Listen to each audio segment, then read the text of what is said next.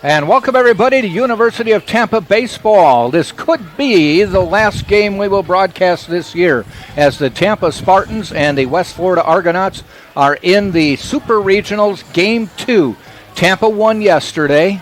8-1 was the final. It is a best-of-3 series. They are playing in a matter of minutes.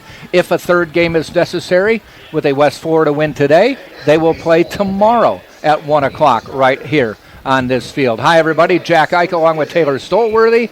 And Super Regionals just keep moving on. The Spartans come in off of yesterday's win, a great pitching performance by C.J. Williams. They are 48-8 on the season.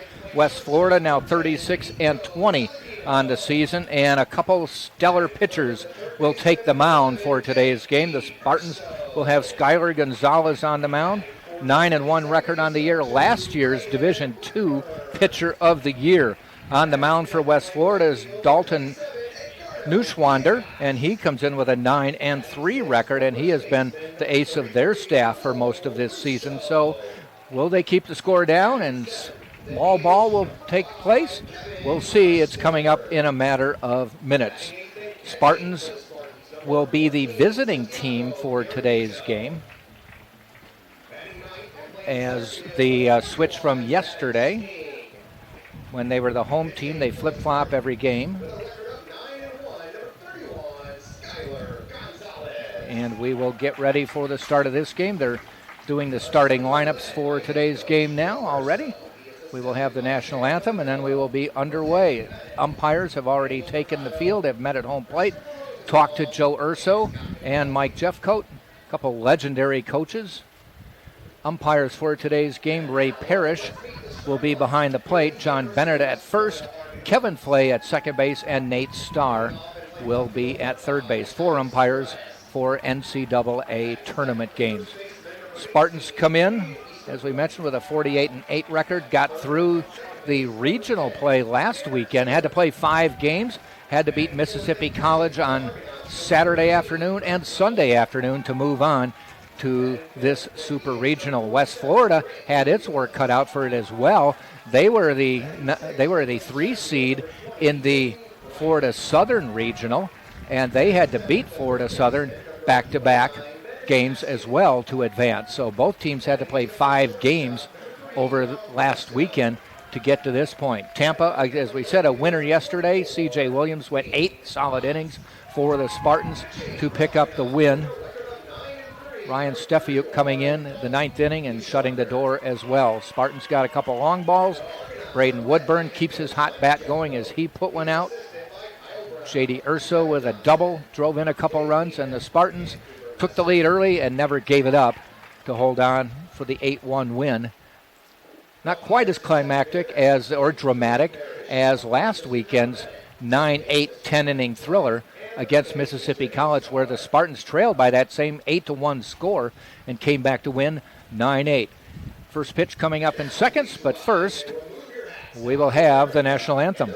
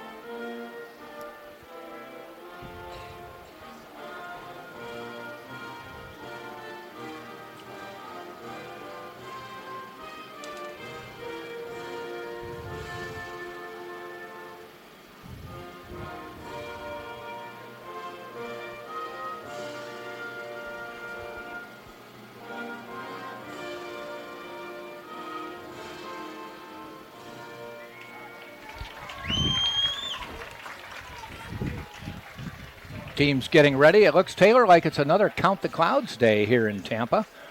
Came up with that term a number of years ago when my daughter was learning to count. We used to count the clouds, and so see how she was doing. One day I noticed there were no clouds out. I said, let's go out. Whoever can count all the clouds first wins. She said, okay. I said, let's go outside. Ready, go. I said, 0. And you won. She said, there aren't any. I said, I win. So ever since then, if there's no clouds, it's a count the clouds day. We actually had a cloudy sky yesterday. I think there was rain in the area, but ultimately didn't affect our game, which was a good thing.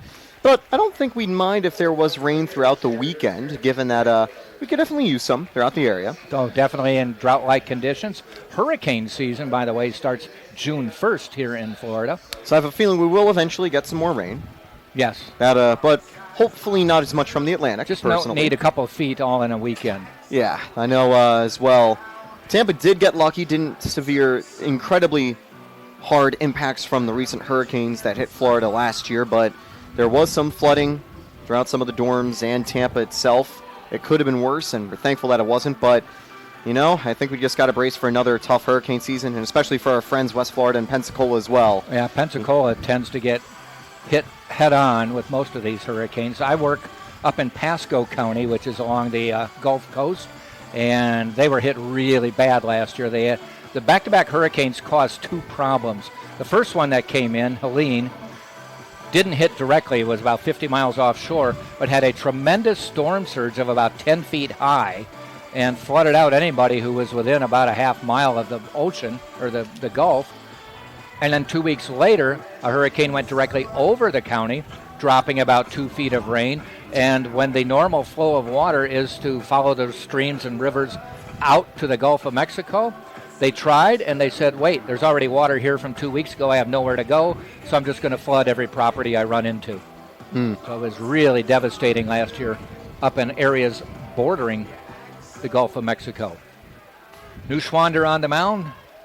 A senior brings in a 1.84 ERA, 9-3 record, 78 innings pitched, 74 hits. He's given up only 21 runs, 16 of them earned, 13 walks, 75 strikeouts, so about a 6-to-1 ratio on strikeouts to walks. Leading off. Dominant season from Neuschwander. Surprisingly, he's got 3 losses with a sub-2 ERA. Leading off, Jordan Williams, the automatic double for the Spartans, a big swing and a miss. And we are underway. Nico Saladino will bat second, J.D. Urso third, Braden Woodburn fourth, same lineup as yesterday. Couple changes as we work our way down. Ball outside. Batting fifth, Edgardo Villegas. Sixth, Cole Russo. Seventh is Kevin Karstetter. He'll be at the DH spot. Santiago Garavito behind the plate, and Maddox King batting ninth. There's a ground ball, base hit, just like he did yesterday. Turns the corner. He's going to try to go for 2, and he's going to slide in safely. Center fielder had trouble fielding it. That was Fryman, slipped, and Williams saw it heading, all of it right in front of him, and he never broke stride. And I guess the automatic double decided to just take care of the double immediately. Yeah, you saw Fryman kind of slide to stay in front of the ball, which isn't a bad fielding play per se. But he knew that he was going to take an extra second to stand back up, so he said, you know what? I'm the fastest player in D2. I'm going to turn on the Jets, and that's a very easy double. Saladino fouls it off. Most players would be at first after taking a turn and deciding to stay. Yesterday, the Spartans scored in the first inning on a Williams single, a stolen base, and then what appeared to be a sacrifice bunt coming up from Saladino. When they fielded it, the pitcher fielded it and threw wildly to first base. It went into the outfield, and Williams scored. Spartans were up 1-0 early. Actually, he counted that as a hit for Saladino. That's right, yeah. But because of the error, he didn't get an RBI. Didn't really matter, though, because Saladino stayed hot throughout the rest of the day. Yeah. Picked up 2 more hits, including one that plated 2. He's down 2 strikes here. Williams with a short lead. Shortstop trying to hold him on. That's Presto, the pitch outside, ball 1. Spartans wearing their red jerseys. West Florida in their whites with blue trim.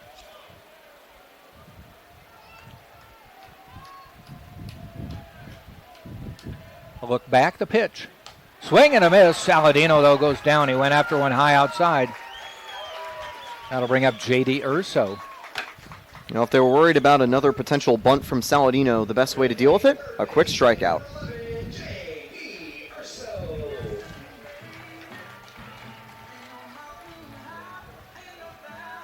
Urso 362 on the year. He's been hot in the playoffs, still batting over 500. Guarding the line, third base, the pitch. He has just been ripping it down the left field line in the postseason. That's why they got the corners guarded.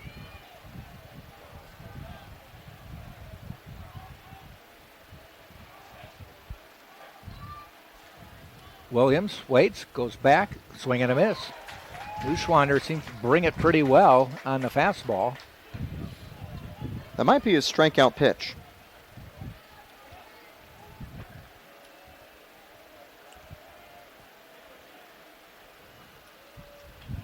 One. Fly ball. That's heading deep into center field near the wall. Gone! Or not. It is. Okay, the center fielder threw it in like he was making a play. A 2-run shot by J.D. Urso, and the Spartans are on top in the first, 2-0.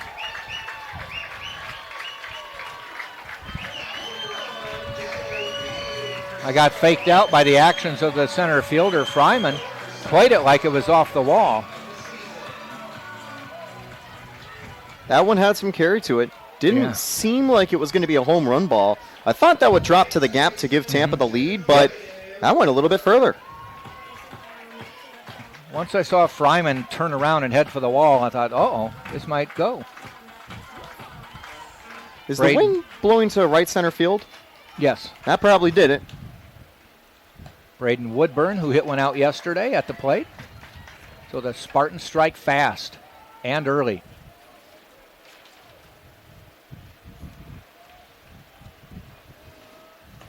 Inside to Woodburn. Yesterday they also brought home a run back in the first inning, but that was, of course, off the air.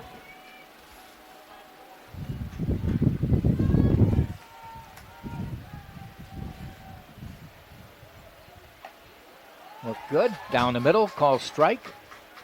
1 ball, 2 strikes. Nobody on, 2 in already.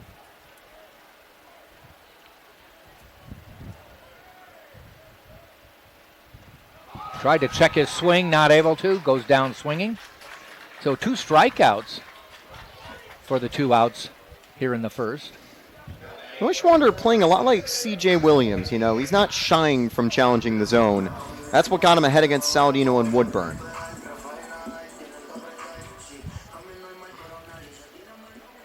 Edgardo Villegas. First pitch. Just missing outside.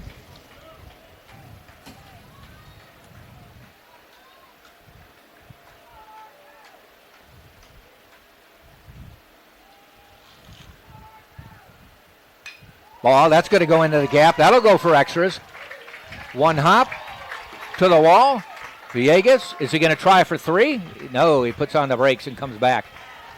A nice gap double for Villegas, and the Spartans have another runner in scoring position, and they have 3 hits already here in the first. Every single one of them has gone for extra bases.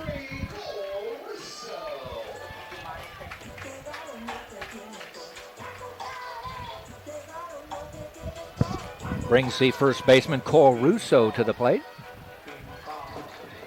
And a mound visit already for Neuschwander. I would bet this is kind of an unprecedented move to have somebody come out to talk to him in the first inning.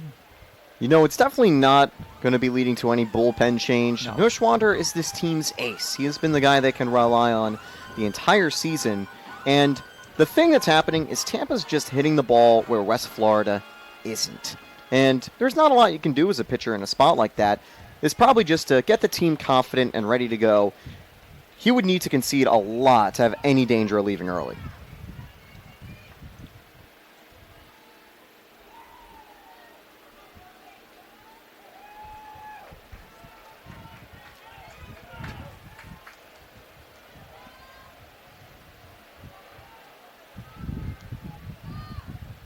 Ground ball foul by Russo.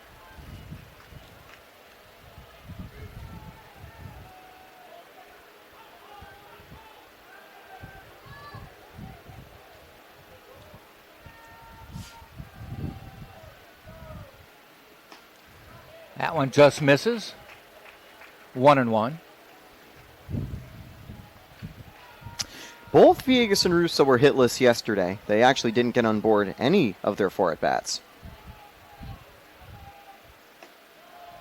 Call strike. Russo discussing the call with the umpire. Spartans fans didn't like that one that much. Nope. I thought that was a strike, though. 1 ball, 2 strikes.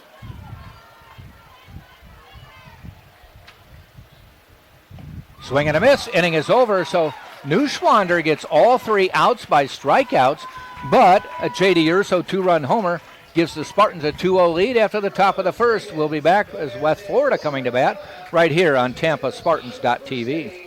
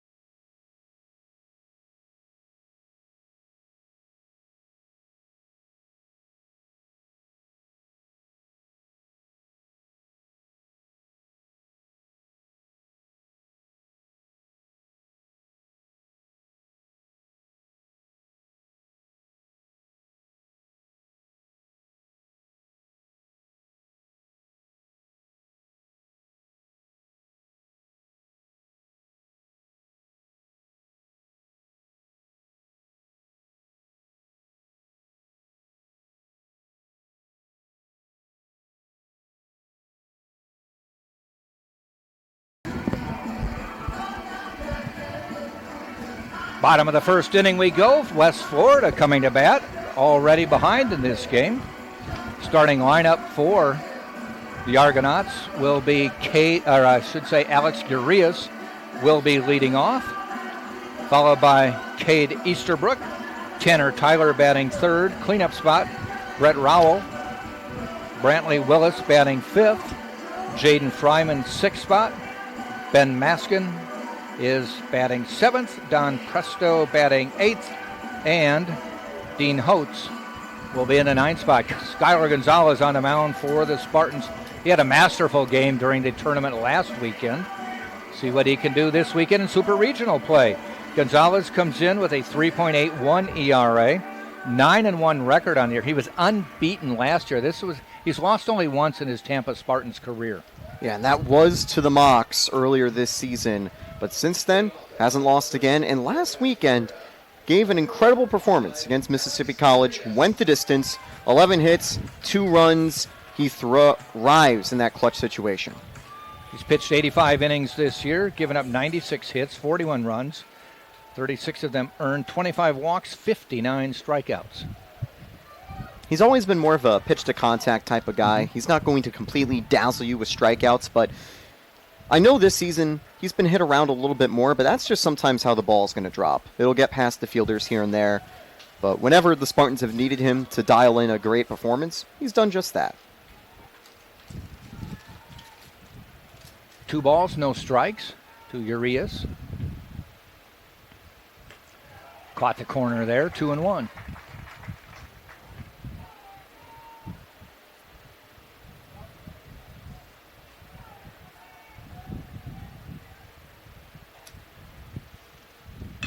And a solid base hit for the leadoff hitter, Urias on base.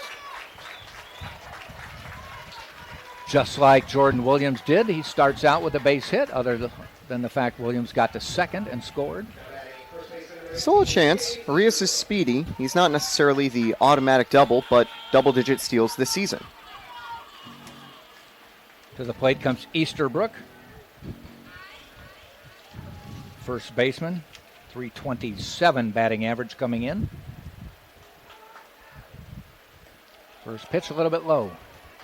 Santiago Garavito behind the plate for the Spartans today.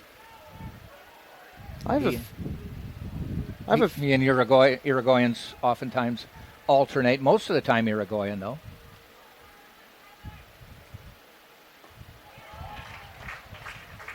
Nice pitch there.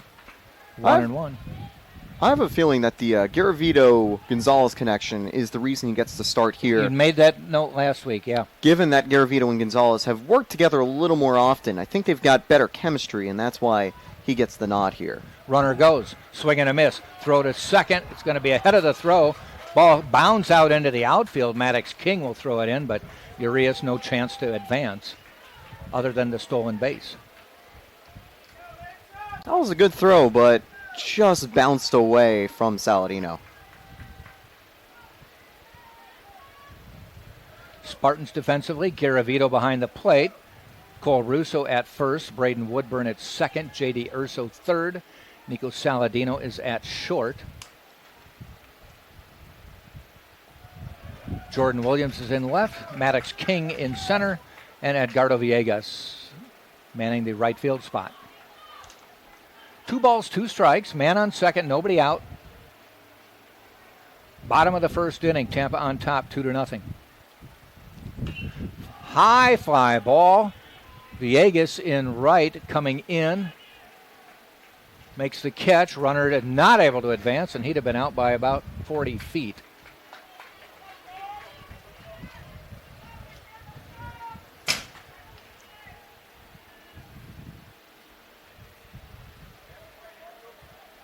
Tampa defensively very strong across the board in the outfield. Williams and King known for very good range. And Villegas, he's got a pretty good cannon out and right. Number 3 hitter, Tanner Taylor, coming to the plate.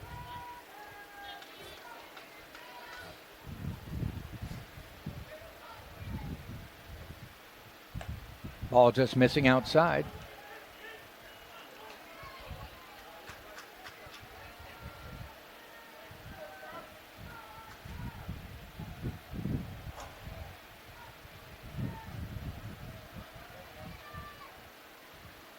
Down the middle and hit far but foul. That one cleared the fence, and if it had been rush hour, he'd have scared somebody on Cass Street. There were no cars driving by when it landed, but I'm pretty sure it's right on the side of the road. Yeah.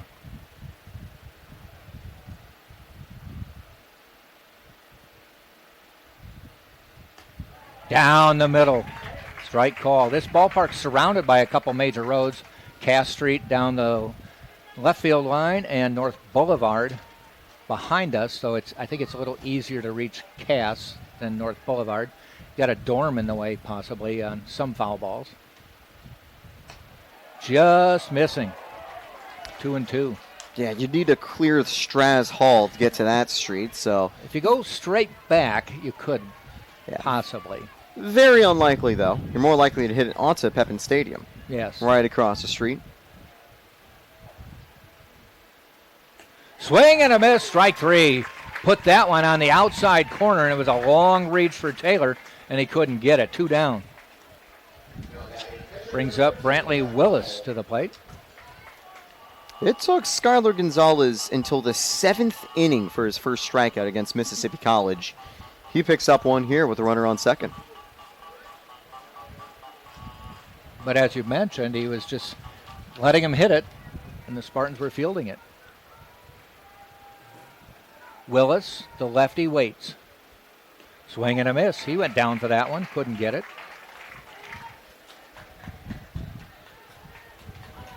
Rowell in the heart of the order for West Florida were hitless yesterday. 4, 5, and 6 were 0 for 12.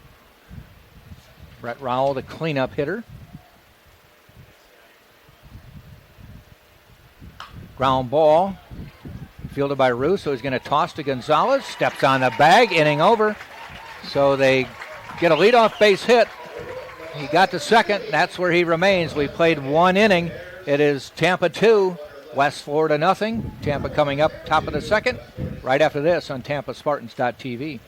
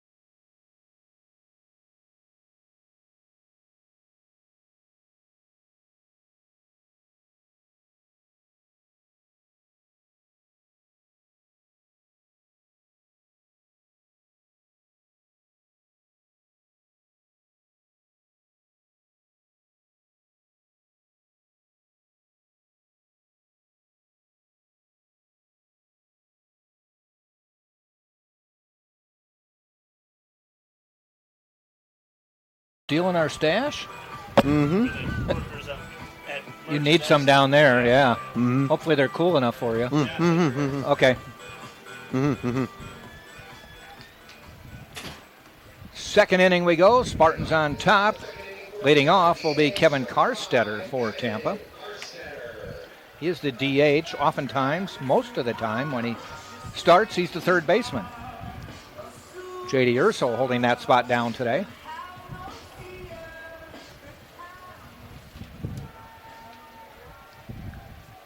Good to see Karstetter back. He missed yesterday, but has already come up with some big plays throughout the postseason, and I think it really speaks to Tampa's depth that he has to be the DH in this lineup.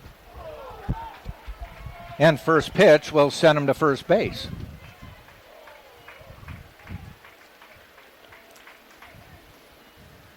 Might have hit his forearm. I don't think it hit the elbow, but he had a guard on.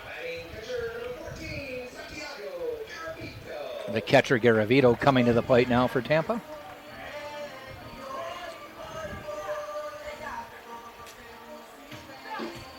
Tampa's lucky to have two catchers hitting 300 with over 100 at-bats this season. That is a luxury. There goes on the first pitch, and that's going to get down for a base hit. Karstetter's going to round second, head to third. Throw comes into second. Runners on the corners. Nobody out in the second.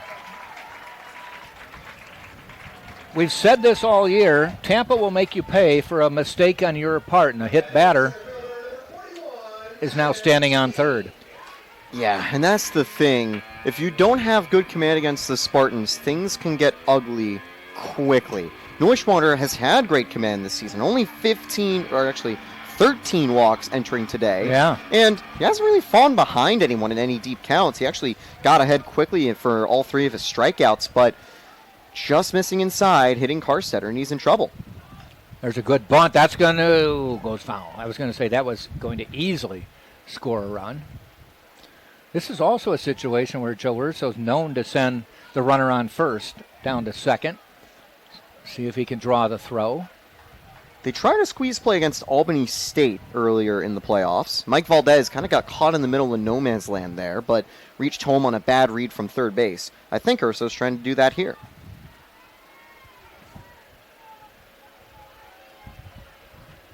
Garavito, they check him back. Karstetter on third. Maddox King at the plate. If Garavito does run, I think if you're the catcher, you just hold on to the ball, let him advance, because Karstetter is the type of player who could easily come home. And he fouls that one off, so that may take the bunt off. 2 strikes now. Honestly, you might go for it again. You've got Williams on deck, who's your most consistent guy to get on board, and of course he could drop another bunt of his own. If you had someone weaker behind him, that's where you're like, okay, I'd rather someone else in this one-out spot. But, maybe you try to throw the dice, because I bet the Argonauts aren't going to be as aggressively defending a 2-strike bunt. Joe Urso with a little bit of a discussion with the home plate umpire. He's still standing there. I'm not sure if he's talking to King or the ump. It was the umpire for the beginning of the conversation. Now he's going back to the coach's box. Wonder if it was someone from the other dugout, too. Neuschwander in the stretch, runners on the corners. Way behind King. And that will put the runner, Garavito, down to second. Karstetter stayed. That one was so high and inside, it was behind Maddox King. Yeah, it was really funny because once it rolled all the way to the backstop, Karstetter started running. But it bounced off the top of the pad right back to the catcher, and Karstetter's like, uh-oh, I got to get back. So 1 ball, 2 strikes.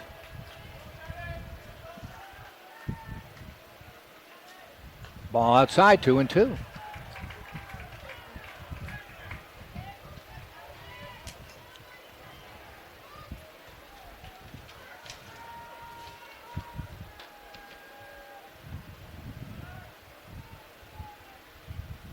Swing and a miss, he goes down. So of the 4 outs recorded today by Neuschwander, they've all been strikeouts.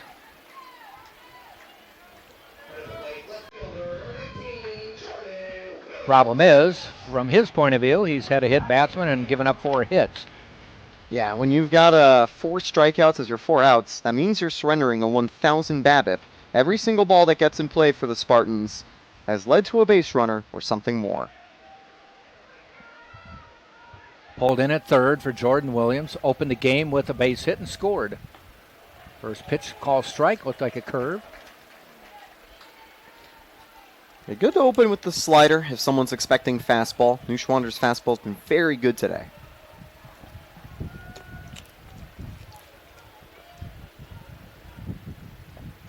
Ball high outside, 1-1. Saladino on deck for Tampa. Saladino and Williams combined 91 RBIs on the season. Ball way outside. Unless there was a couple 1-0 counts, I think it's the first time Neuschwander's fallen behind in the middle of an at-bat.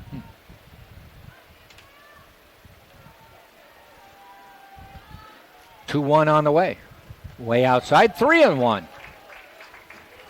I more than likely say it's his first 3-ball count.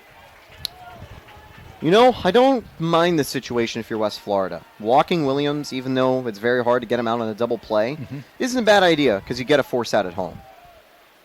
3-1. Swing and a miss. Will go full.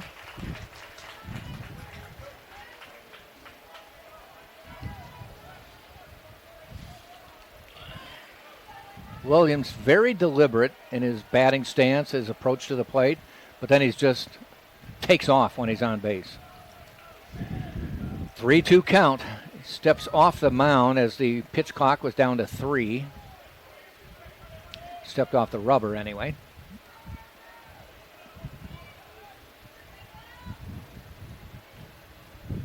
Now he's set, the 3-2.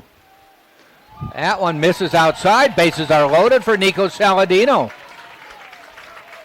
That was low outside. That was a close one. I don't think you can get away with taking that pitch too often, but probably a sigh of relief for Williams there that it didn't get rung up for strikeout number 5 for Neuschwander.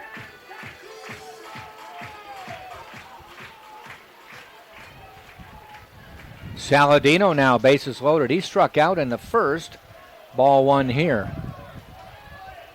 That was the same spot as the previous pitch, and Raul just kind of checking. So that is a ball? Yeah. Just so we know, going forward. Ball 1 pitch on the way. Saladino up the middle. Almost took Neuschwander's kneecaps off. 2 runs will score. Williams dives into into third, heading to second. On the throw is Saladino. The Spartans lead 4-0.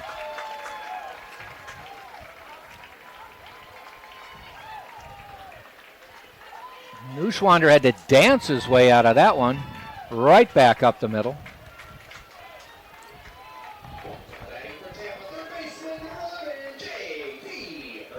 And now Urso to the plate. And a mound visit. That will be it. As this time it's Mike Jeffcoat. No, I guess not. This was the first appearance this inning. But this is manager Jeffcoat, or head coach Jeffcoat. So a more formal visit to the mound this time.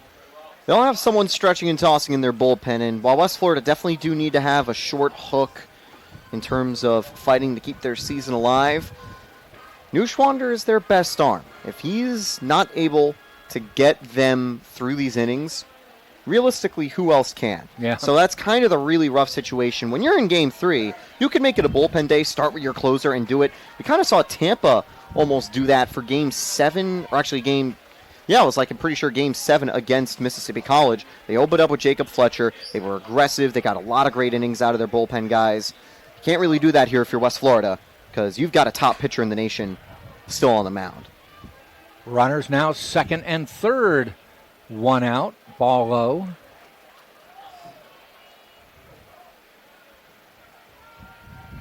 Urso, 2-run homer to start the scoring back in the first.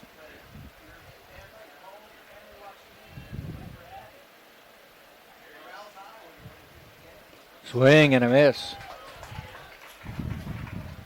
I think in that previous at bat as well, Saladino, the numbers wise, they don't really scream like he's the most dangerous player to have second in the order.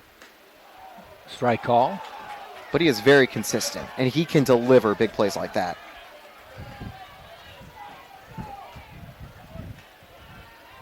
One ball, two strikes.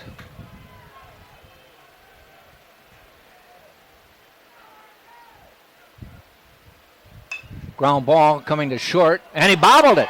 Gets away, 1 run will score. They're going to hold the run. Now he's caught in a rundown. Throw in a little pickle. Urso gets to second, and he's tagged out. That is Saladino tagged out on his way back to third. Run does score, 5-0. Now 2 outs and a man on second. That time, Presto, the shortstop, came in. It took a nasty bounce on him and got away. Yeah, Urso called Saladino back, and actually I think he might have been better off still running home because Presto, give him a lot of credit, he quickly got the ball to third to get Saladino in a pickle. Ooh. That was up near the head there for Woodburn. You and Spartan fans both went ooh at the exact same time. Yeah. Now it's better than going no. Off speed. Goes fastball high, very high inside. Now he goes curveball outside. And it's 1-1. But you talk about West Florida and the predicament they're in. 5 runs is a lot to give up to Tampa. Ground ball out to second base. Inning is over. Spartans, though, put 3 more across. And we've played just an inning and a half, and it is Tampa 5, West Florida nothing. We'll be back on TampaSpartans.tv.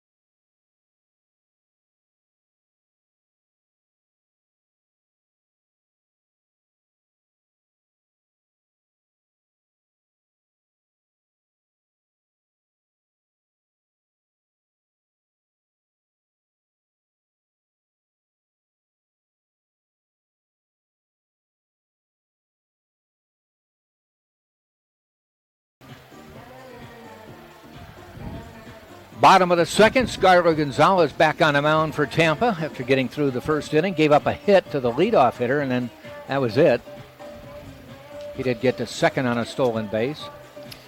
Gonzalez has got to feel confident seeing that 5 on the scoreboard.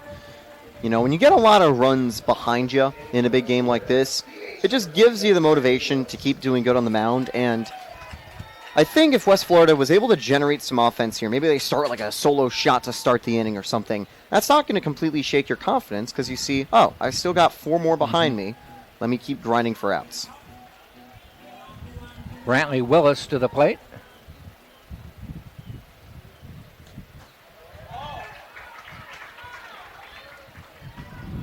Wow. I'm surprised that went for strike 1. When it's on the other side of the plate, it's been a ball. And that, I don't think did he hit it? And it just bounced away? Yeah, that tipped, bounced off Garavito back into the infield. Regardless, foul ball.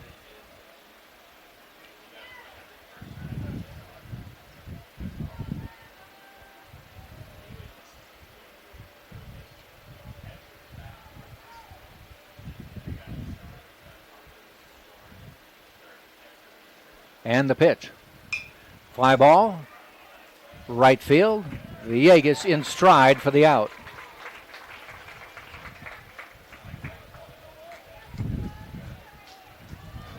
One down, and coming to the plate is Jaden Fryman, center fielder.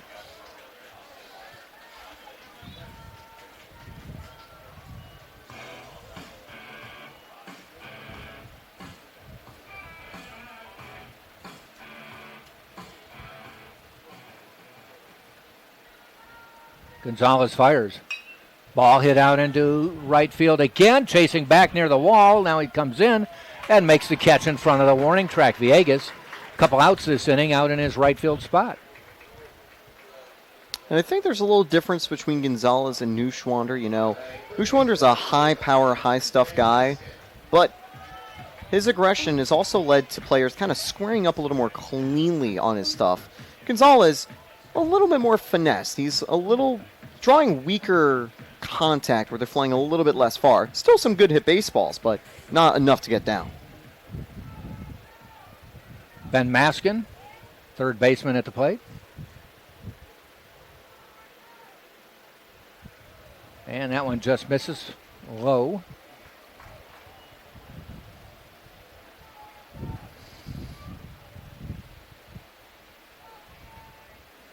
One-oh pitch. Swing and fouled back.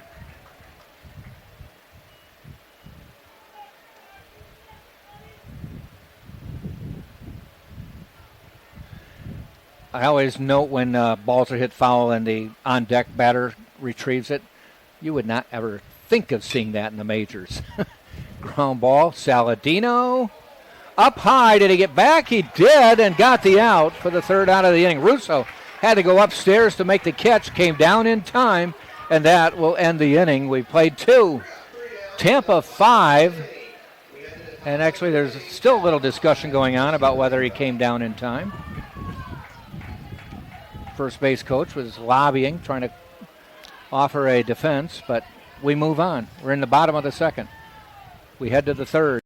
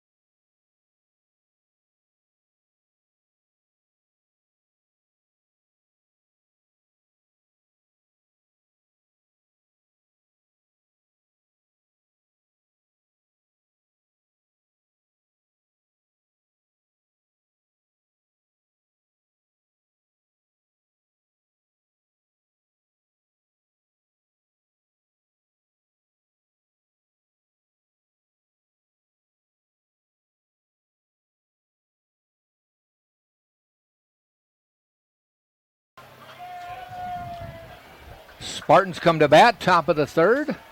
It'll be Edgardo Villegas. He had a double his first time up back in the first. Good to see Villegas back on the board. A rare quiet day for him yesterday. Very consistent, and it's also clear he's back to full health with his speed.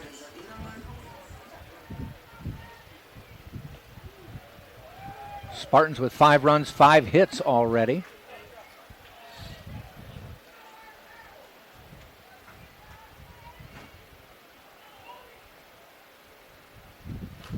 That was hit high. Not deep enough to leave the park. Coming in is the left fielder. He ranged a long way for that one.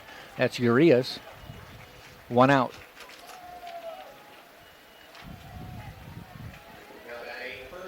Of the Spartans' 5 hits, 2 of them are doubles, 1 of them a home run.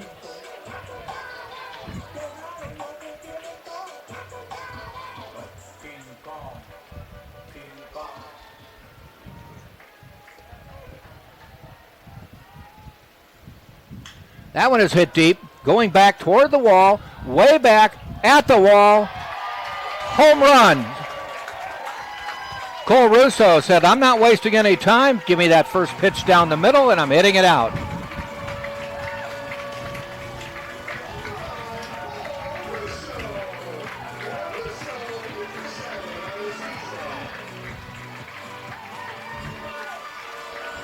Russo just launched that one almost straightaway center field. It was a line shot. And it's now 6-0 Tampa.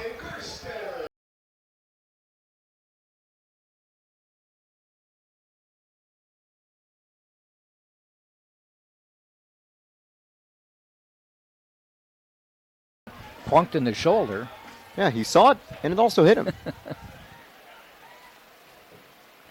This time it's outside, so he'll see more than one this at bat. That's a nice hit from Russo. You know, he's had some pretty clutch hits in the postseason, tying one against Mississippi College. Strike call. And also against the Choctaw the previous game, came on as a pinch hitter, 3-run bomb. Spartans have had some very timely hitting in the postseason. Ball just missing outside, 2-1. Still nobody down in the Argonauts bullpen.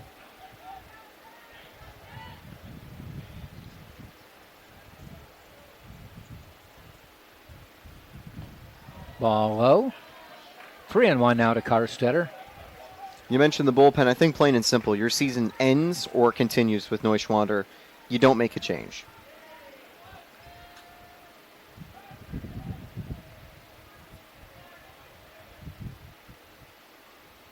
That one is hit. Way back. Off the wall this time, but heading into second will be Karstetter. That one bounded right to Urias, but all he could do is make sure that Karstetter stayed at second. So the hit parade continues for Tampa.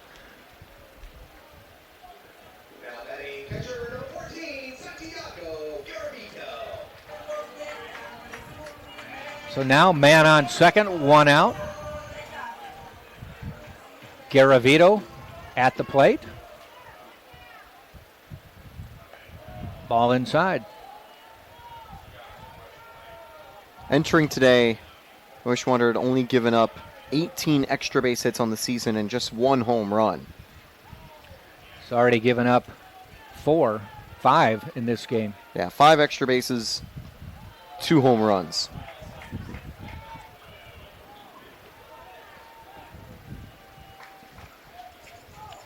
There's a reason Tampa's always highly ranked.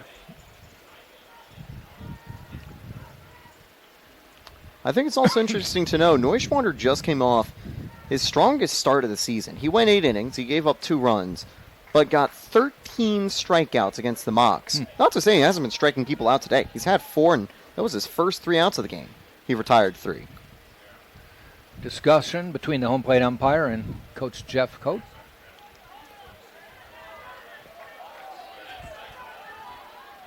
Might have something to do with Garavito. He called timeout in the middle of the pitch count. It was granted. Now he's talking to the umpire. We are back. He's in the box, and it's 2-0 with a man on second. That one is hit into the gap. It gets down. That's going to bring another runner in. That one over Arias' head is now 7-0 Tampa and another double.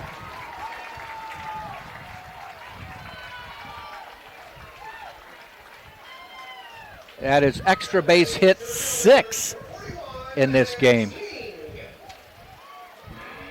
It has not been a very friendly atmosphere for some of the top pitchers in the region over these last 2 weekends. You know, Williams did great yesterday, but the Choctaw really got to him where he conceded 7 against them in that regional semifinal match. And now today, Neuschwander, who's I think a first-team regional pitcher, conceding 7 of his own. Maddox King to the plate finally. Some action in the Argonauts bullpen. Spartans up 7-0 in the third. They've scored every inning. Ball, nope, call strike inside corner.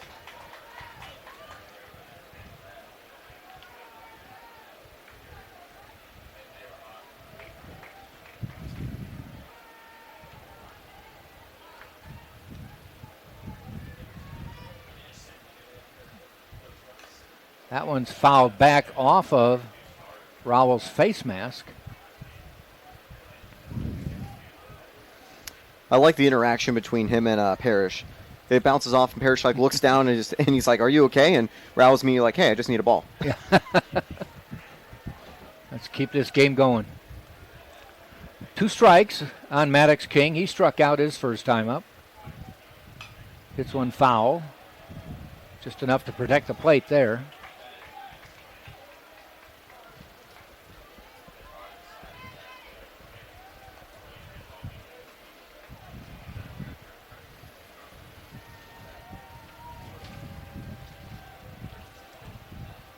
0-2. Ground ball foul again into the Spartans dugout. King went down swinging previously against Neuschwander. Doesn't want that to happen again. Notably, Neuschwander hasn't struck out any of the Spartans in his second trip through the order. He got the first 4 outs were all strikeouts. Stays alive, ground ball toward third. Maskin, the throw. Got him at first. Runner moves to third.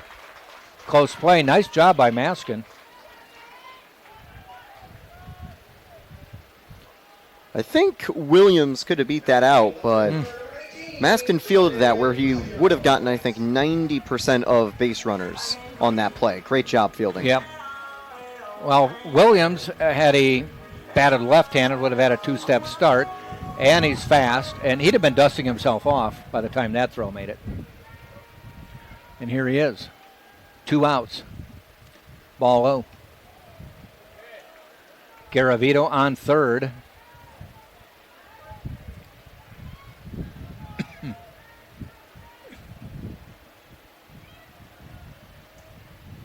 Eight hits for Tampa, 6 extra base hits.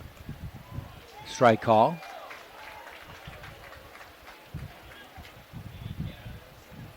Need a triple, and the team will have a cycle.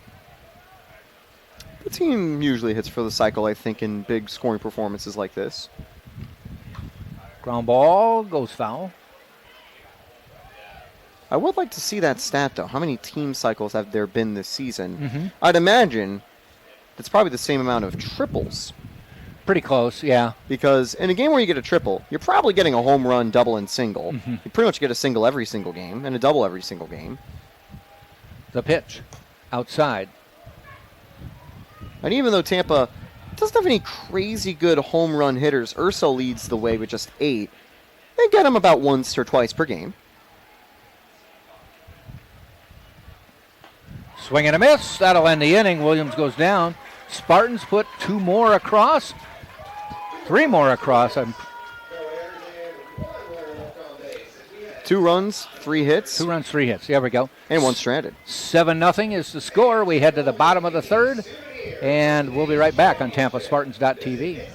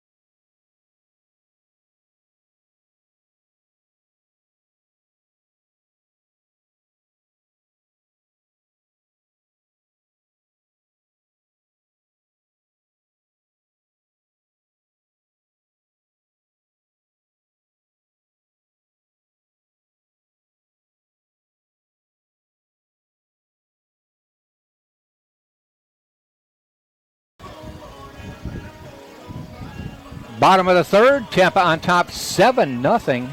They've scored 2 in the first, 3 in the second, 2 more in the third. 8 hits on the day, 6 of them extra base hits. They threw the ball down to second. Garavito tossed it. It is all the way near the warning track because Maddox King was over talking to Villegas.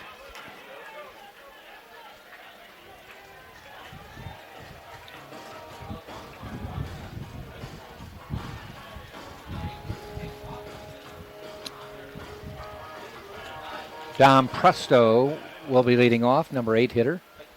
9 hitter, actually. And he hits one right to J.D. Urso for an out. I think that play kind of just sums up how the Argonauts have been today. Just unlucky, because that was a nice first pitch swing by Presto. But Urso gets on a knee, puts it in his glove. This is the number 9 hitter, Dean Holtz.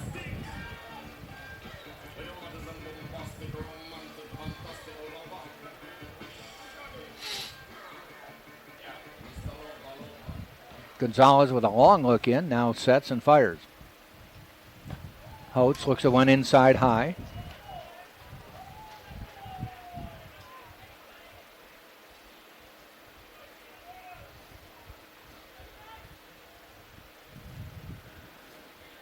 1-0, off speed, stays high, 2-0.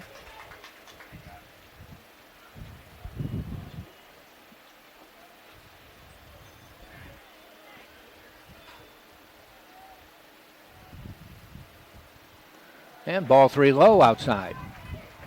Oates has only drawn 3 walks this season. He's only had 77 at bats, but over a full season, that'd only be about 6 or 7. So 3-0. They need base runners, probably taking.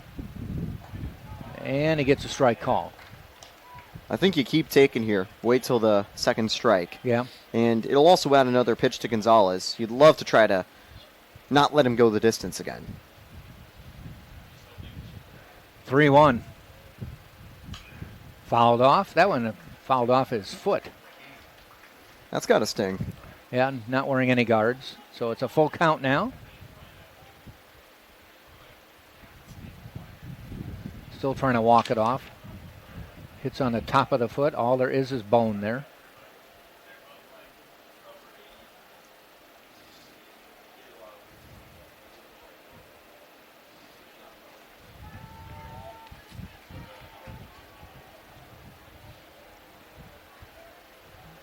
Holtz now stepping back in.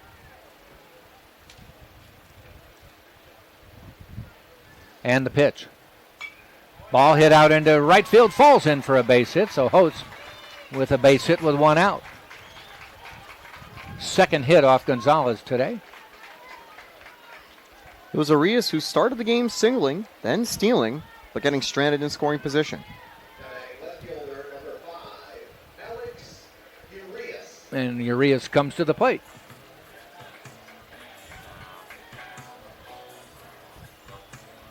I see a fan down in the stands with a Holtz t-shirt. I saw that. He was taking photos, wasn't he? Yeah, he's got to be excited that Holtz is able to get aboard here. Looked like maybe Grandpa. Potentially.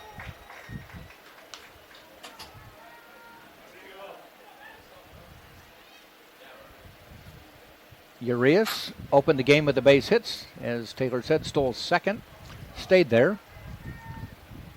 And has an 0-1 count right now. Ground ball shot down the line. Third base coach ducks. Bounds harmlessly away.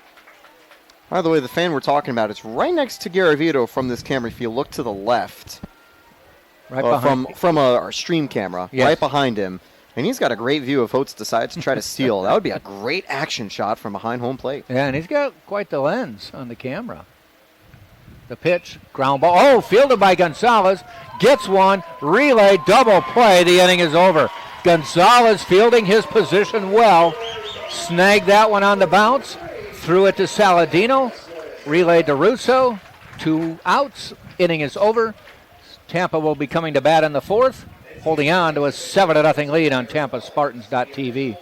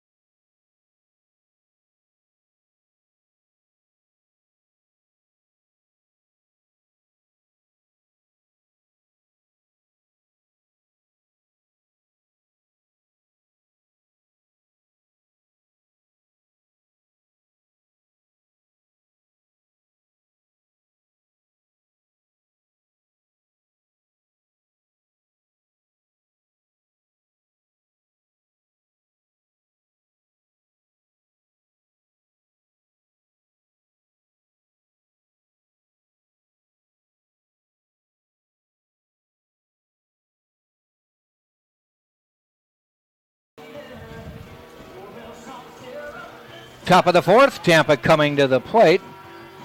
And they will send up Saladino, Urso, Woodburn. New pitcher coming in for West Florida is Cade Manderscheid, a righty, 6'2", 180-pound senior from Riverview, Florida, not too far from here. And with a new pitcher, we'll bring in a new announcer, Taylor Stolworthy.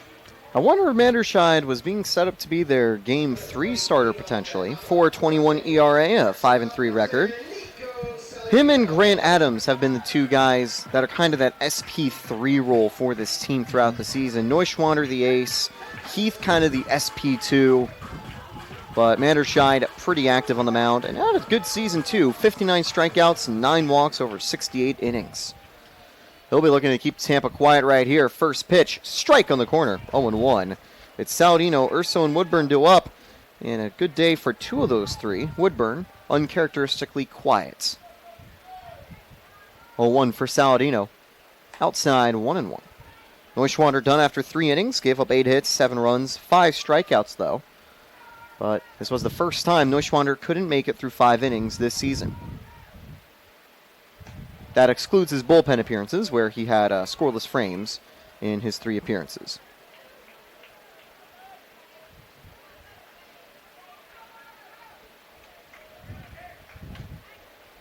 Now the 2-1 on the way from Manderscheid. Lined up the middle, and that is going to drop for 1 hop to Fryman. Tampa picks up hit number 9. Spartans are not getting any cheap hits today. That one was the closest one you could call a cheap hit, apart from the Saladino one up the middle that plated 2. But Saladino gets another one, and here comes J.D. Urso. And you know, it's been the summer of Urso, you could say. Yeah. Hitting over 600 in regional play, continuing that trend in super regionals. Started out with that 2-run shot, and while his grounder that slipped past Presto was called an error, it brought home a run. This one probably won't bring home a run. That's high and not super deep to Holtz. 1 away.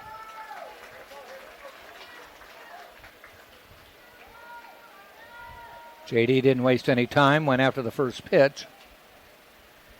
You know, it's a good move. You'd imagine that Manderscheid wants to get aggressive. He wants to get his team to the plate. He knows that whatever he does on the mound isn't going to really impact things. It's going to be if the Argonauts can get to Skylar Gonzalez, who has looked to be in the groove today. And that was a big double play to get out of the previous inning. It looked like the Argonauts were starting to build something, rolling to the top of the order. Their 9-batter got aboard. But a quick scoop on the mound, throw to Saladino, and throw to Russo. Got him out of the jam. Inside, ball 1. That left side of the strike zone, at least from our perspective, right side if you're watching from the center field camera, has been very pitcher-friendly today. A lot of strikes have been called there. That one just a little inside. Another quick turn. Saladino safe. He is 7 for 10 on steals this season. I don't think Tampa's had a successful steal yet, but they've done a couple hit and runs. Not today, no. Haven't really had situations to need it. Oh. And that one hits. Oh, that didn't feel good. Woodburn. On the wrist, I think. I think he will take the free base, or will that be called a swinging strike? Started to swing, but that one hurt. They'll check on him. And unlucky, I think, for Woodburn is that I think it's going to be a strike. I think it's going to be 1-1 because I haven't seen Saladino make his way to second.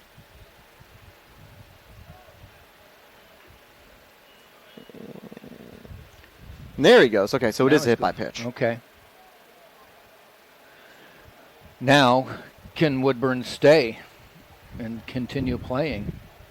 They're checking out his hands. You're hoping that's one of those it hurts more than it's an injury. Tampa does have the depth to call players off the bench if they need to. But that's a big guy if he's not in the lineup. It is. It is a tricky bat to lose.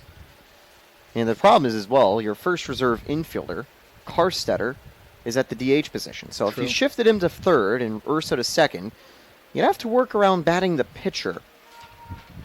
And even though it is the bottom of the order where Karstetter is, he's 7th. It is kind of one at-bat where you're like, oh, you just kind of have to sacrifice bunt and hope for the best. Unless Skylar Gonzalez has two-way magic. I think he's going to go run. Yep.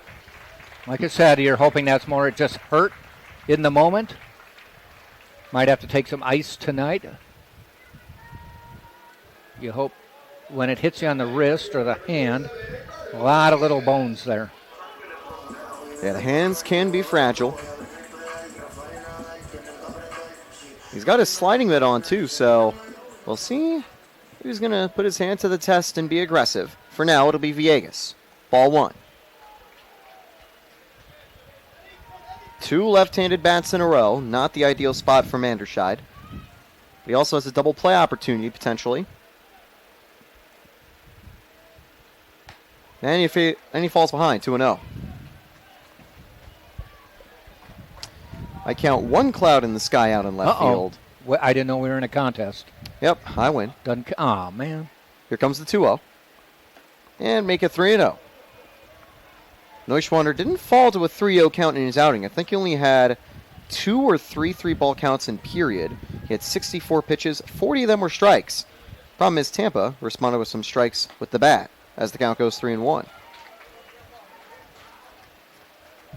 Russo's on deck, and even with 1 away, bases loaded against him is a very daunting task.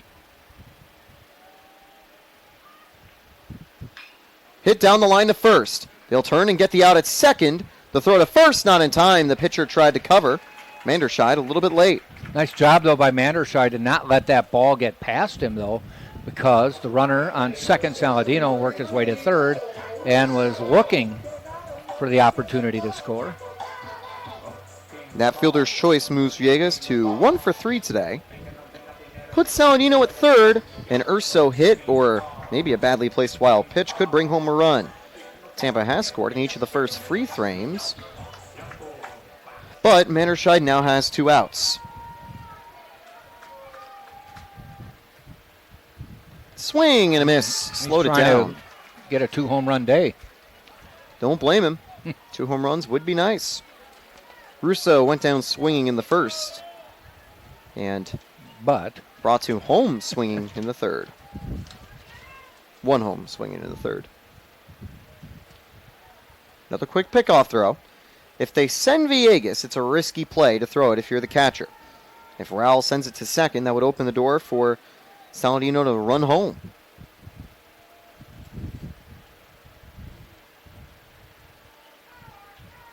There goes the runner. Swing and a miss, and Raul holds on to it.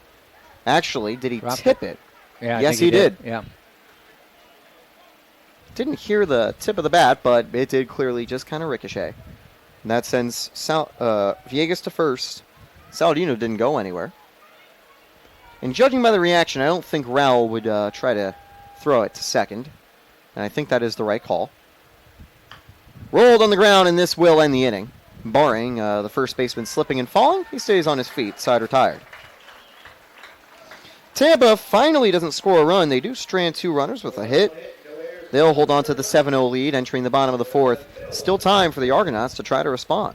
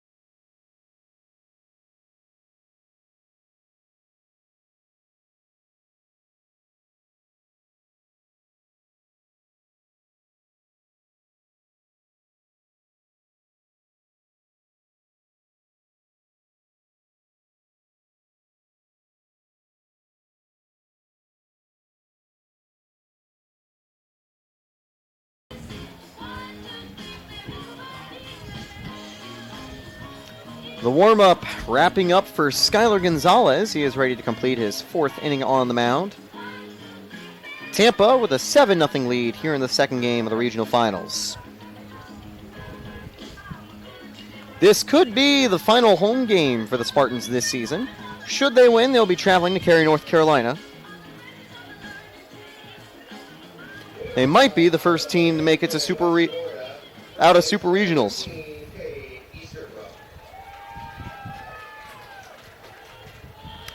Taking a look at the national bracket so far, Tampa defeated West Florida yesterday. UT Tyler defeated Angelo State yesterday. Catawba defeated Lenore Rhine yesterday.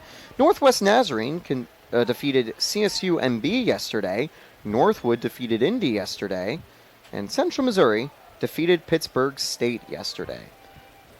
East Stroudsburg, Seton Hill, Felician, and Fort Pierce are still yet to play their first game. I believe they've got double headers today. Popped up, and the 1-1 count is in foul territory, staying out of reach. You like the effort from Ursa, though. Woodburn is back in the field, did get hit on the hand by a pitch in the previous inning, and was quickly checked out by one of the trainers, but he's able to play through it. Hopefully it's nothing too serious. Tampa's got Karstetter at the DH position, so finding a defensive replacement might be a little bit tricky. I'd imagine Jake Turr or Joe Stella potentially playing out of position would be the move that you make. Swing and a miss. And Gonzalez picks up his second strikeout.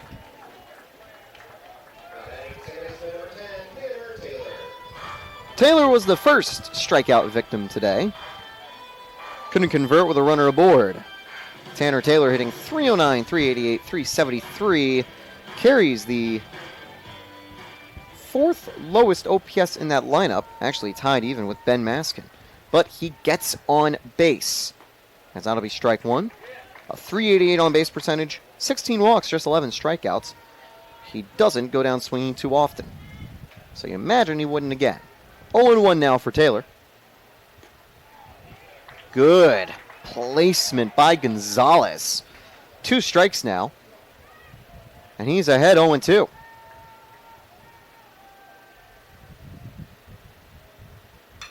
High fly ball, but it looks like he just got under it. King all the way back. Right before the warning track. 2 away. Tried to hit him with some high heat on 2 strikes. Taylor guessed correctly, but his ball fell at the track. That's going to bring up Rowell.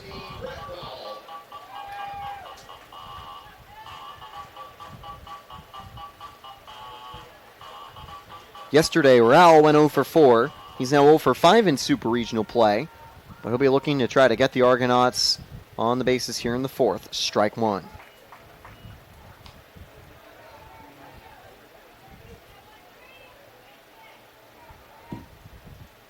So far today, the Argonauts are 0 for 2 with 2 outs. Make it 0 for 3 should this be fielded nicely. They got it. Skylar Gonzalez, as clean as you'd like through 4 innings, just 2 hits given up. He's also fanned 2 via strikeout, and he has preserved the 7-run Spartan lead. Manderscheid will likely return to the bump when we come back on the Sunshine State Conference Digital Network.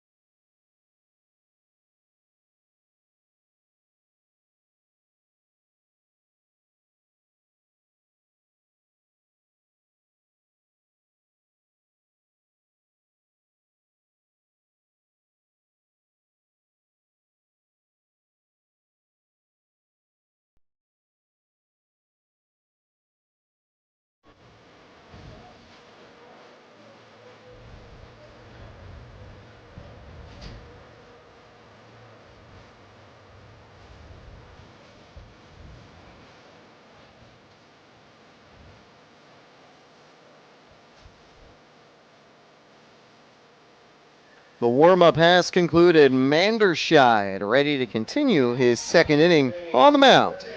I'm Taylor Storley. I'm joined by Jack Ike. We've got Skippy running the show. Well, Jack will be back soon, but Tampa is back at the plate. Karstetter leads off for the Spartans.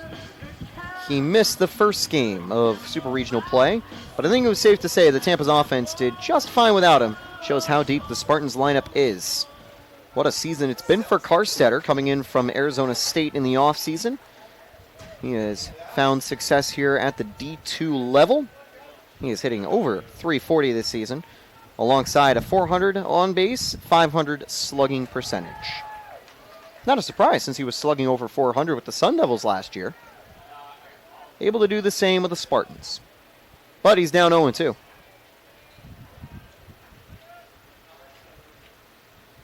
That's going to be lined in the right field, and that'll take a hop. Hotz was a little too far away from it. And Karstetter now is 2 for 2. He also, of course, got hit by a pitch to start the game. He scored both times as a base runner, so keep an eye on that. Here comes Santiago Garavito.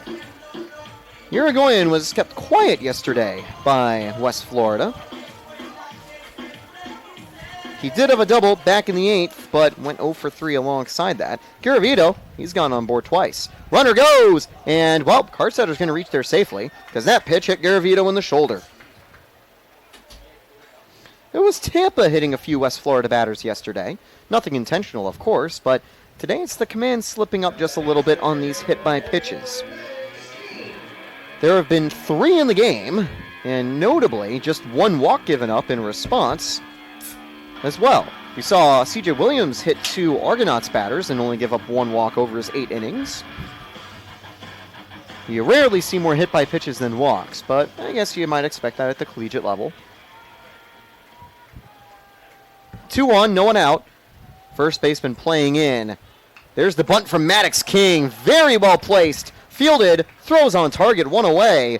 Very good sacrifice from the center fielder.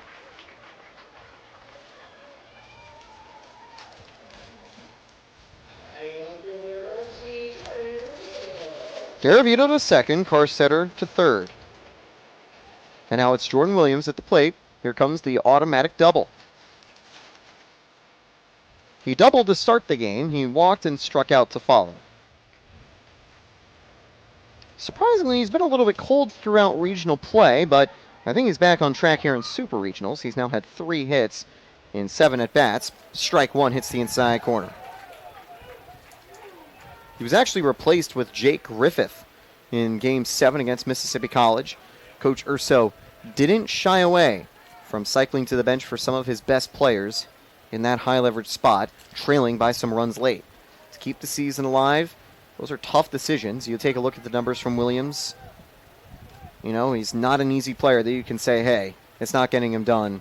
We have to go try something new. But it certainly worked out.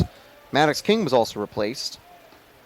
Stella, Griffith, and Graham all entered the game. It was actually Karstetter filling in for Williams as the pinch hitter. 1-2 now, though, for Williams. Manderscheid getting 2 strikes, very useful.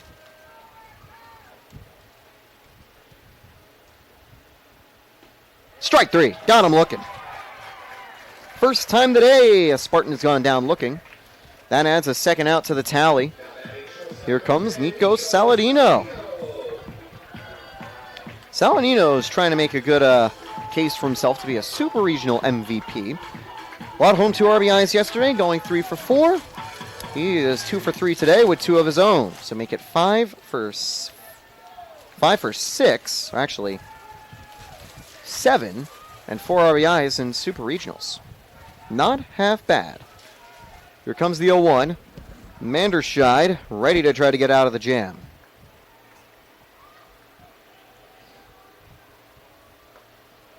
That one missed just outside, 1-1. It's around 2 to 3 p.m. that we reach the hottest parts of the day here at UTampa. The turf field radiating some of the heat. And just in the area, the sun beats down a little bit more. Feels 91, feels like 101. Both teams wearing light-colored jerseys today. Tampa with their red, West Florida with the white. Swing and a miss, 2-2. Both runners will be going. A blooper into the outfield or a hard grounder that escapes the infield would bring likely both of them home. The shortstop playing a little closer to the center this time. That's where Saladino singled to bring home 2 earlier. He's going to send one deep to center field, trailing back, and caught on the run by Fry. That would have been dangerous if it got down, but instead Tampa strands 2 after getting 2 aboard. They've been putting Manshine in a bit of trouble on the mound, but he hasn't conceded a run yet. Still 7-0 Spartans. Due up for the Argonauts, Willis, Fryman, Maskin.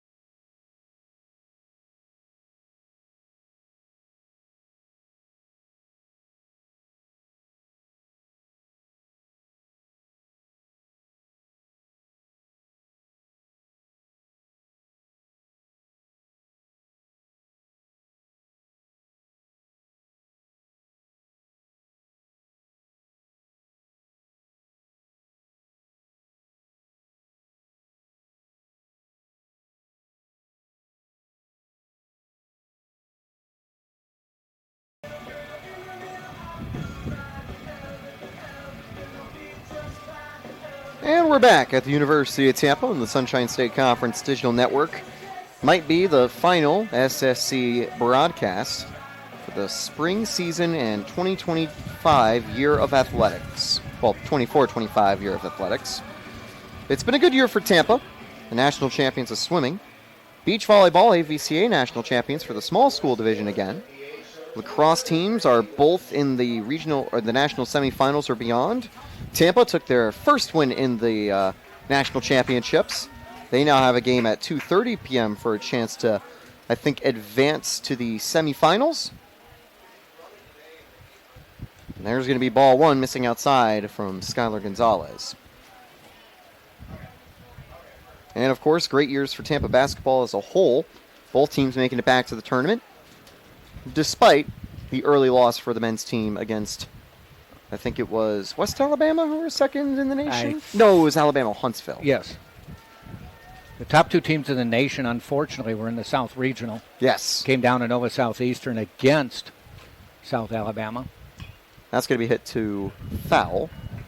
And make it a 1-2 count now to open the inning to Brantley Willis.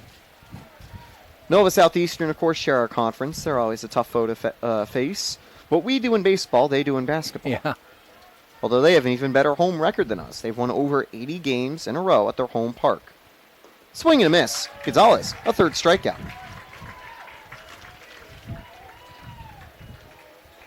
One away to bring up Fryman.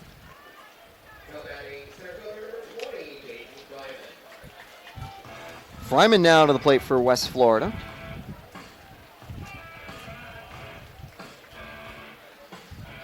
You're at that point in the game now with a 7-0 lead where each out you kind of tick it off the ledger and say, okay, now they've only got 14 more outs. Yeah, you're definitely playing to get the outs here. You've got a bit of a cushion in terms of the lead. But like we saw last weekend, season on the line for the Spartans, they rallied from a 7-run deficit. So it would be very incorrect to say that this game is over. Correct about the incorrect. But Gonzalez looks pretty good out there on the mound. Conversely, I know Mississippi College, they were kind of struggling with a bullpen game of their own, and eventually one of their guys got tired, and Tampa forced a couple of quick changes in succession. We'll see if the workhorse avoids those same hiccups. He gets another swing and a miss. 2 strikes now to Fryman.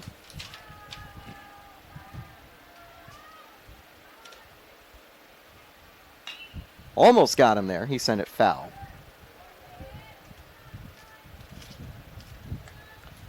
Base is empty, a 1-2 count. Gonzalez, his pitch count is only just reaching 50. He's been very economical.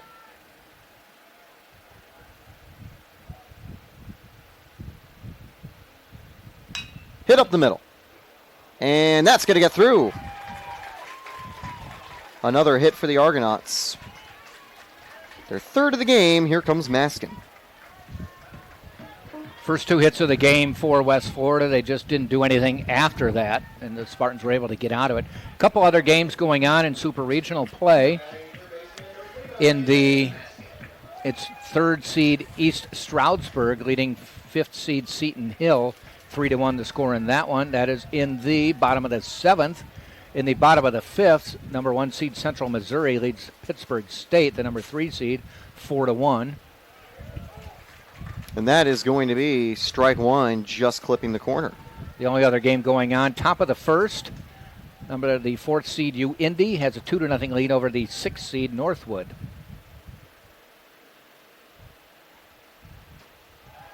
Runner goes, hit up the middle. That's going to get through again. Runner's not going to stop at second. They're at the corners now for the Argonauts. First time they bunched something up, and now they have runners on the corners. 2 hits, back to back.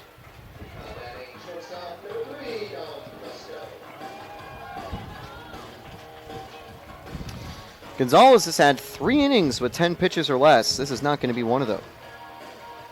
Well, unless he gets a double play here, he might finish on 9 pitches for the inning. Get the DP. He entered with 38 pitches in the game. He's now actually at 53, so at least that was from my best counting efforts. Might have missed 1 or 2. I've been trying to keep track of the pitches and strikes as well throughout postseason play. We do also keep track of that on our live stats page on statsbroadcast.com. If you're curious about anything you might miss, you can always check out the live scores there. We also have the live stats on the NCAA website, but ours includes more details too. Here comes the 1-0 from Gonzalez. Runner goes, swing and a miss. Garavito's throw, not on target. Maskin gets a steal. He's now in scoring position. Make that stolen base number 3 in the year for him. Fryman stayed put at third despite the throw from Garavito, so they couldn't execute the double steal. 1-1.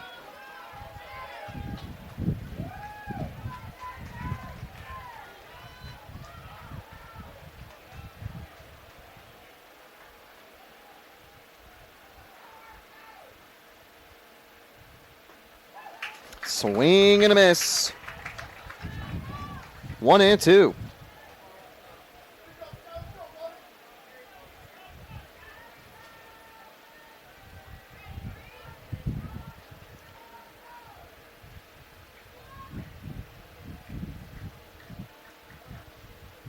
That's going to miss down low. Ball 2.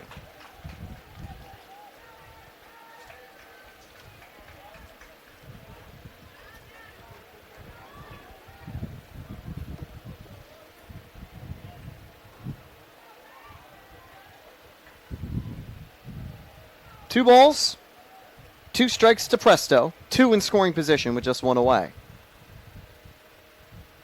Swing, Nice pitch. Tipped into the glove, strike 3. And 4 strikeouts now for Skylar Gonzalez. Holtz to the plate now. He did get on earlier, but was caught up in a double play. But he's going to try to go again right here. A hit here would plate 2 for the Argonauts. There's 2 outs, so they're not going to stay put and wait for it to drop. Strike 1 from Gonzalez, hitting the inside corner.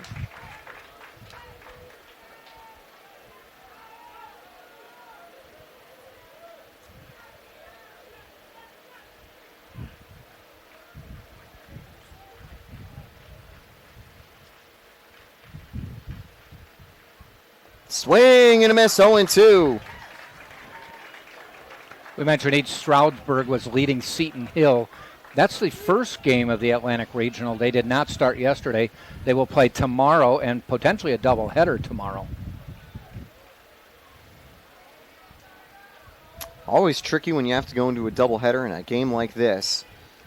Central Missouri beat Pittsburgh State 7-5 yesterday. They're underway already in the second game. Taking a look at that score line, it's currently 4-1 Central Missouri.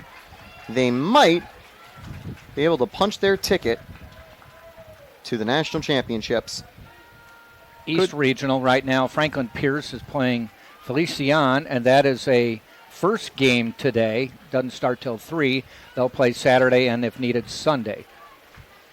One more time, 0-2 from Skylar Gonzalez. Swing and a miss. Changeup low and in. He strikes out the side despite 2 hits. He gets out of the jam. Scoreless 5 frames from Skylar Gonzalez in what is his final game at Tampa baseball field. He is cruising with 5 Ks over 5 frames. Top of the 6th coming right up. Spartans still lead.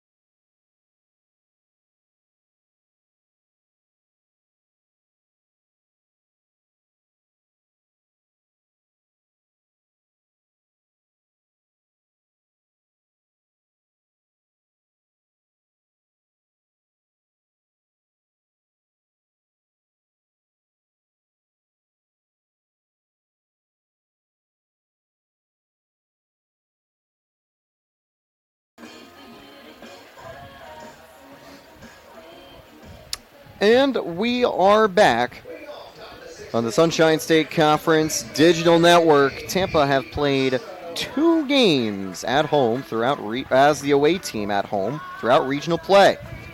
They faced off against Mississippi College. They're able to take home a 12-2 win. That was a pivotal must-win game for the Spartan season to stay alive. And then, of course, had that instant classic game to punch their ticket to super regional play. The other game was against Albany State, and that was a pretty good win for the Spartans. Tampa had an early lead that was a little bit larger than this one. They held on to win 25-4. That's going to be blooped into right center field. That'll get down. Extra bases potentially. Urso stays put at first. Leadoff single for the Spartans. Spartans right now in the postseason are 2-0 in elimination games. Looking to go 3-0 with today. Actually, technically 3-0 because they beat Albany State in an elimination game. Yeah. That was in the losers bracket. And then twice in a row. That's right. Against That's right. 2 in a row. College. I was just thinking of Mississippi College. They are 1-0 in games that they could win and punch their ticket to the next round. Hit to short. This could be 2. They've got 1. And Woodburn out by a few steps. That's a nice response there from Andershine, continuing his 3rd inning on the mound. There is some activity in their bullpen, but Mandershine's been cruising. They might as well let him go pretty deep.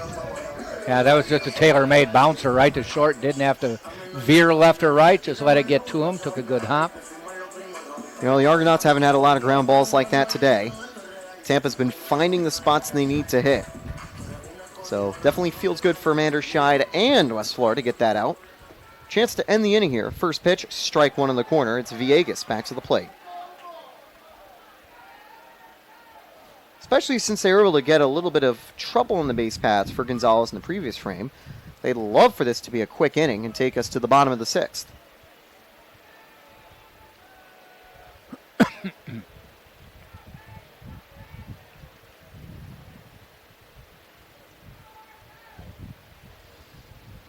Hit up the middle, but right there is Taylor. Side retired. 1 hit, but a 1-2-3 inning thanks to that double play. And both teams have been scoreless for the last 2 frames. It is 7-0 Spartans. Due up in the bottom of the 6th. We have got the top of the order for West Florida. We'll be right back.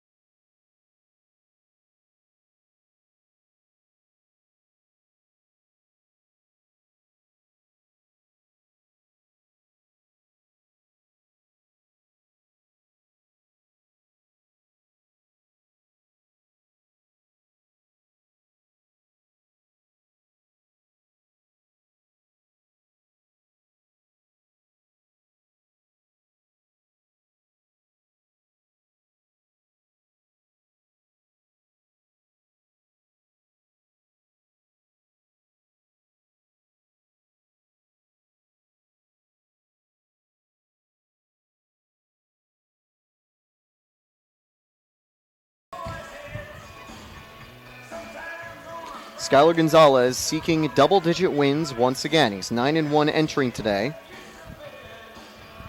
He's gone 5 innings, so if Tampa holds on, he would be the guy that would take home the W.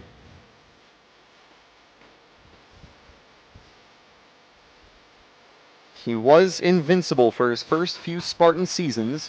The Mocs, however, changed that by handing him his first collegiate loss here at UTampa. But I think that might have ignited a fire for Gonzalez, who's been unbeaten since then. Might be with a little help from his friends. Kind of ignited the team, too, because that got Florida. They took 2 out of 3 from Tampa that weekend over in Lakeland, and then got within a game of first place Tampa at the time. Had they swept all 3, would have tied coming out of that weekend. And then Tampa just put the pedal to the metal there and won the conference by 6. Yeah, Tampa responded to that series loss by going undefeated in April, carrying a pretty big winning streak up until their final game of the season against St. Leo, where they suffered a 4-2 defeat as part of a kind of rainy, active weekend with some rain delays and stuff like that, before coming home to cheer on UTampa softball before getting through the South region with some crazy matchups. And now they are 1 step away from a 5-game winning streak and a potential trip back to Cary, North Carolina. 3-1 now from Gonzalez to Rios, opening up with a 3-1 count. But that is a great rebound for UTampa, coming off of a tough weekend in Lakeland. Up the middle, in range for Saladino, turns, couple of bounces, safe. It reached Russo, but not in time. Pretty good range by Saladino there. He had to, just sort of get his bearings and figure out where to throw that, because if he tries to just turn around and fling it, he might have flung it into the dugout. I think Arias reaching safely doesn't change the fact that that was a very impressive play. Yes. Because he kind of basically just rolled it on the ground over to first base, kind of spiking it, trying to hope it rolls across the turf on target, and it did. Russo picked it up, but Arias is the fastest base runner for the Argonauts. He reaches safely, strike 1. Saladino's been the defensive shortstop the last 2 seasons for the Spartans. Replaced Urso at the position last year. He began his Spartan career on the other side of the middle of the infield. And throughout this season, kind of won his starting shortstop job back, as Urso's now kind of become a utility guy in UTampa's infield. That is in fair territory. Rolled to Garavito. Fires on target. Got him. And even though Russo did step off the bag, he did catch it while he was still on it. 1 away. Russo had to come to the foul ball side of the base to make the catch, and that one, I don't know if it just went right behind the base runner or just zipped in front of him to make the catch, but it was close. Really tough angle for Garavito. If Russo is left-handed, that plays a lot easier because he can just stick his hand out and Garavito can find the target. But really, you can't stick it out that far if you're right-handed, and the glove on the left hand is kind of at that awkward position. So really nice play by Garavito. Runner gets to scoring position as the count goes 0-1.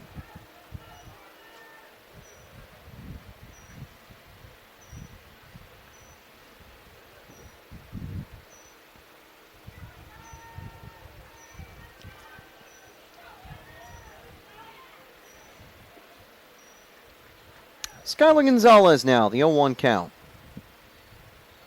A bit of room up the middle, potentially, for Taylor. Taylor. I flipped them around. Yep. Here comes the 1-1 count now. Taylor is 0 for 2. He was the first player to go down swinging against Skylar Gonzalez. Also had one to center field that was in range for Maddox King. And he'll get ahead 2-1. Skylar Gonzalez has done a good job of keeping his pitch count relatively low.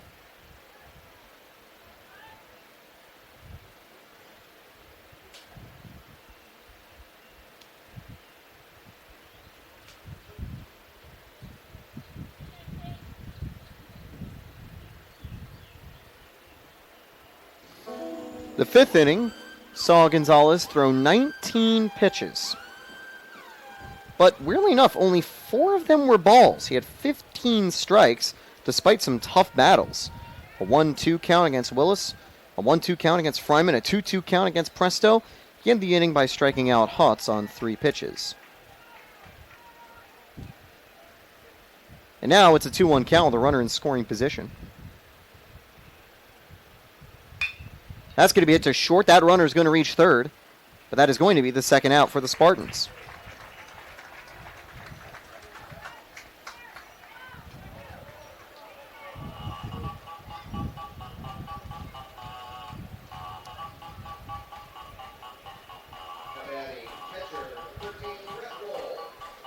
Pitch count now over 70 for Saladino, or for Gonzalez.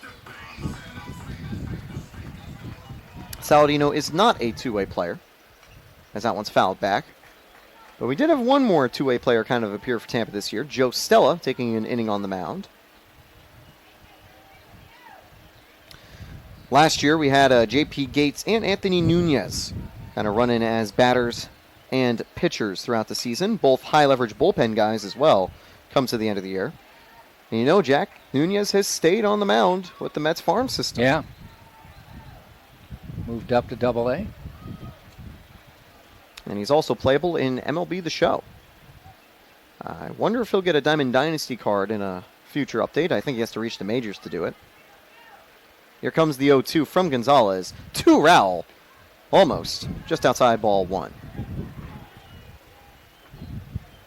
You know, some of the other Spartans have been keeping track of their playoff run as well. Women's softball started about 5-10 minutes ago. They're taking on Central Oklahoma. That's going to be hit foul. That one right to Gonzalez, but into foul territory. That game hasn't started yet. Looks like it might be delayed to 2:50. I thought I heard 2:30 at one point. Okay, originally. Definitely recommend, once this game concludes, if you're a Spartan fan, you go check that one out. Although softball games can go quickly. If we have a really long final 4 innings, that game could wrap up by the time this one's done. Yeah. We always joke that Tampa softball doubleheaders end by the time a first game is done for Tampa baseball. And once or twice that actually has been true. But now the 1-2 from Skylar Gonzalez. Oop. Hit to right center field. That one's going to be tricky to get to. And it is going to fall at the wall. It's sliding and falling at first base. A bit upset with himself as Rowell. He did bring home a run. He'll just have to settle for an RBI single. I think he tripped before he got to the base and went down when he hit the base. Slams his helmet down when he realized he cost himself an extra base. Does get the RBI, though. Arias, probably the easiest play to reach home on. A deep fly ball to the outfield, and he was at third base. He would have scored if that was caught, if there was 1 out. Wouldn't have scored if that was caught with 2 outs. But maybe that is the spark the Argonauts need. Here comes Willis, who is 0 for 2 today, 0 for 6 in regional play. That's going to be hit to Saladino. Will be a difficult throw. On target. There's a reason Russo's got a gold glove. It's because he makes plays like that. 2 hits, no shutout for Gonzalez. As 1 run scores, 1 run stranded. Tampa leads through 6, 7-1.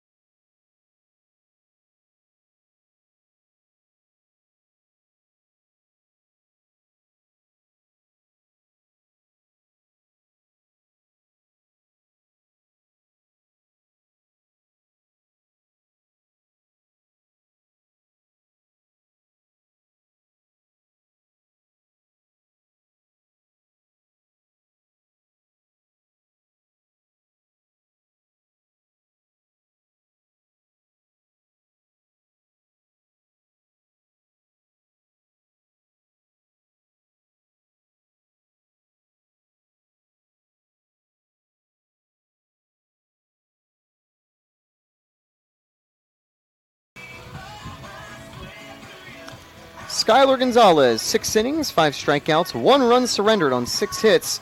He has showed up in a big way here in Super Regional play. I'm going to hand the mic back over to Jack Ike now as we begin the top of the 7th. Normally my innings end with Spartans at the plate, but Yeah. they end after that run came home for the Argonauts with the playoff flip. So a 7-1 lead as we head into the 7th. Manderscheid still on the mound for West Florida. Cole Russo, who just made a nice play at first base to end the inning, will lead off. Russo's just been that good defensively all season. Yeah. He's made a lot of scoops. We saw him make that jumping play that was close earlier. I actually think the runner might have been safe, and the first base coach was arguing with City Hall a bit after that. Yep.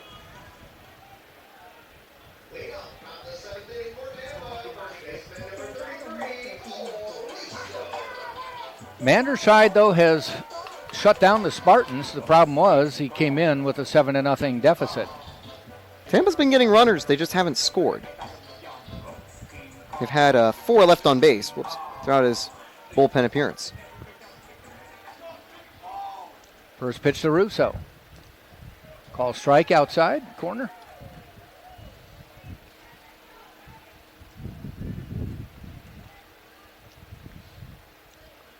Manderscheid has given up 3 hits, struck out 1, no walks. He did hit 2 batters, but I think that is the big thing. His command has been solid.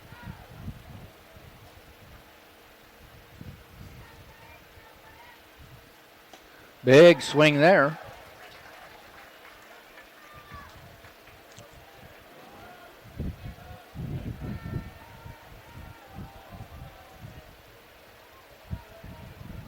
One ball, 2 strikes. Manderscheid fires. Tap foul, stays alive. He's about to reach 40 pitches out of the bullpen, but, he's a starter. He's gone the distance a few times. He knows that the coach knows he can go a long way in the bullpen. That's why he's brought him back out for a 4th. And the 1-2. Fouled off as well.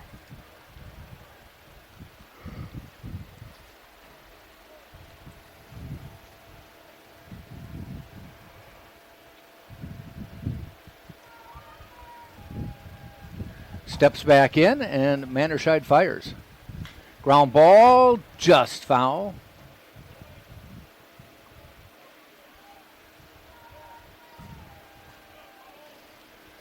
Probably wouldn't have gotten by the first baseman, Easterbrook.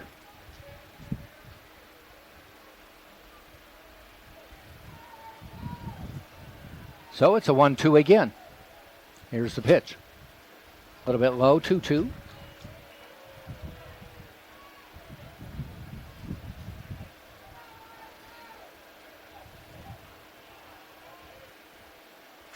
And the pitch. 3-2. That was a bit outside. Argonaut fans were thought the opposite. 3-2 pitch. Fouled off. Down and inside. Able to stay alive.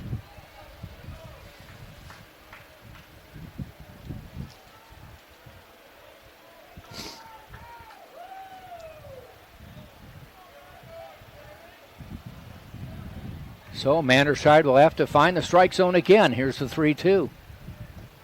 Walked him, though. Leadoff walk to Cole Russo. Will bring Kevin Karstetter to the plate.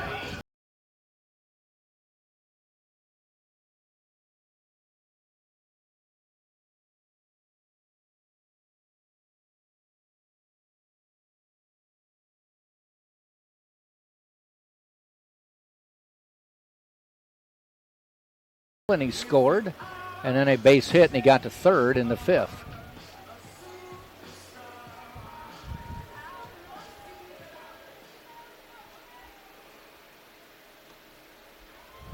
Curveball in for a strike.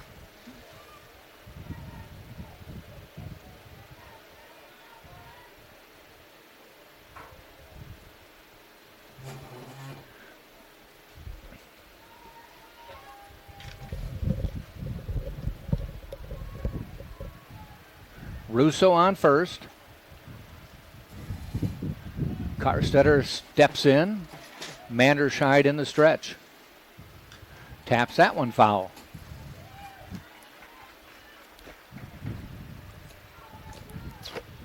Manderscheid's had great control all season long, That was a rarity to see him walk Russo. That was only his 10th walk in 71 innings. Tampa pitchers are known for control, but not usually to that extent. 0-2. Swing and a miss. Carstetter goes down for the first out.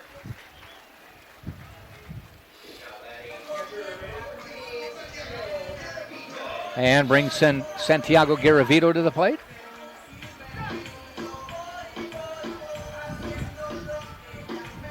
Great day for Garavito. He got plunked last time, but 2 hits already, and he also scored as a base runner in the second. That one's going to get down for a base hit. Heading to third and getting there. With a head first slide is Cole Russo.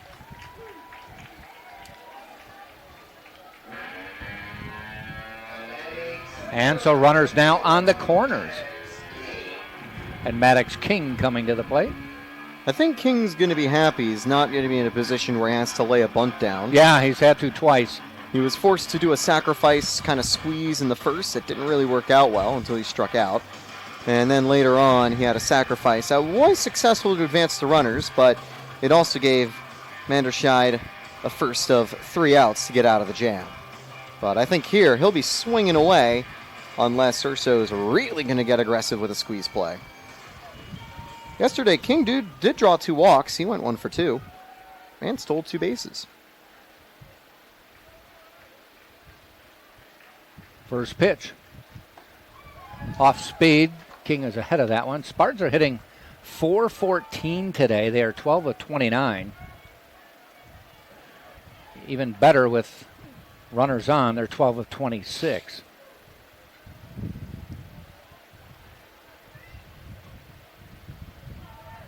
Which means somebody's been getting on ahead of them by way of walk, hit by pitch. If every base hit has been with a runner on base. Yeah, and it's mainly the latter for hit by pitches. Tampa's only had 2 walks today. And if you know the Spartans, that's a bit of an anomaly. We usually do a good job of getting 4 balls, but West Florida's command's been solid. Down a little bit low. 1 ball, 2 strikes to King. Russo on third. Garavito first. Spartans up 7-1. Fly ball, should be deep enough to bring a run in. No, he's not going to even try. Comes off the base. Fly ball out to Holtz, who made the catch. Russo came down the line, was not even thinking about tagging. So now 2 outs. Wasn't that deep. Maybe if you were really in need of a run, you give it a shot. I think he was trying to be a little bit off a third there to try to maybe bait a throw in that allowed Garavito to advance, but Holtz holds onto it. He knows that Russo wasn't going to try to tag up.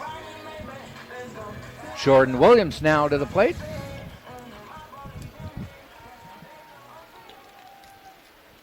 Throw to first. Williams today started the game off with a double. Next at bat got a walk. Since then he struck out twice.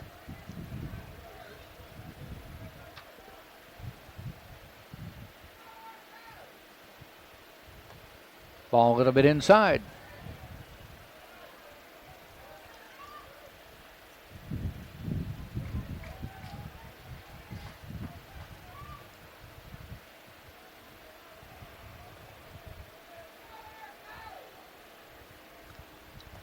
And catches the outside corner, 1-1.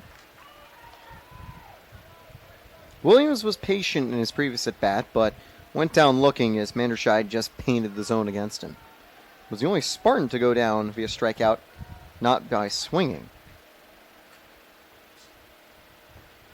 That one just misses. 2-1. Manderscheid over 50 pitches. He could be back for the 8th, but this also could be his final frame. They've been warming some people up in the bullpen.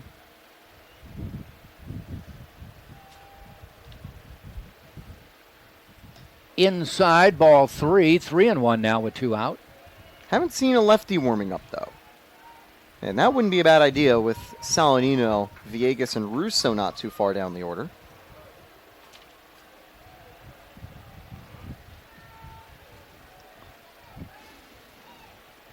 So the 3-1 pitch. Tap foul will go full, 3-2.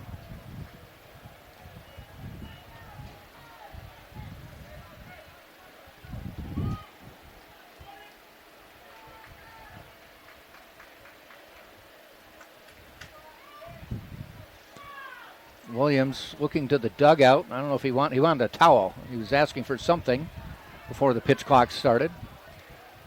Towel off the grip.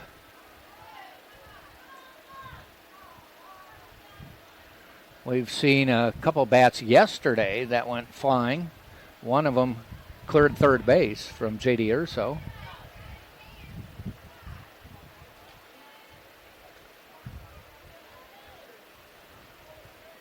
Now the umpire having a little discussion with Joe Urso. I think he might need to get a new bat with this timeout, potentially. I'm not sure. He's getting something, some stickum or something on the bat. You do get one timeout per plate appearance, so that was it.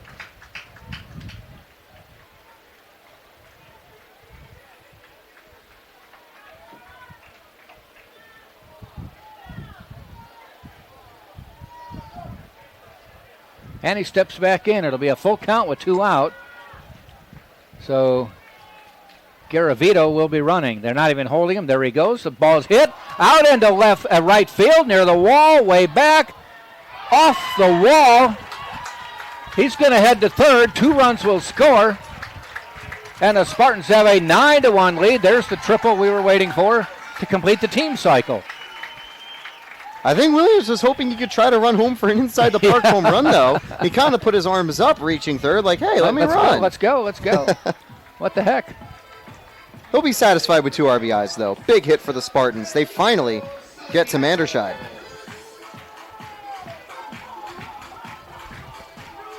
Coach Jeffcoat came out of the dugout a little bit, talking to Manderscheid as best he could from a distance.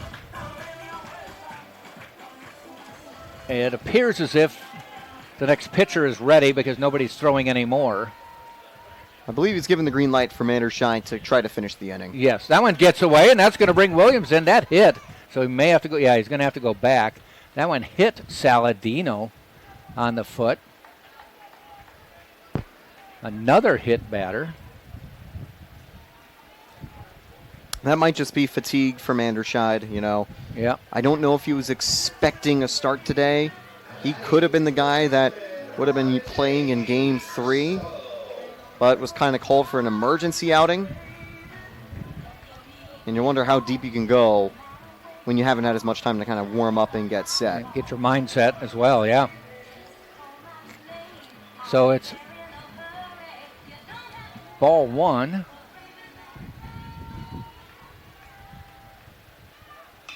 That one is hit foul, deep but foul down the right field line.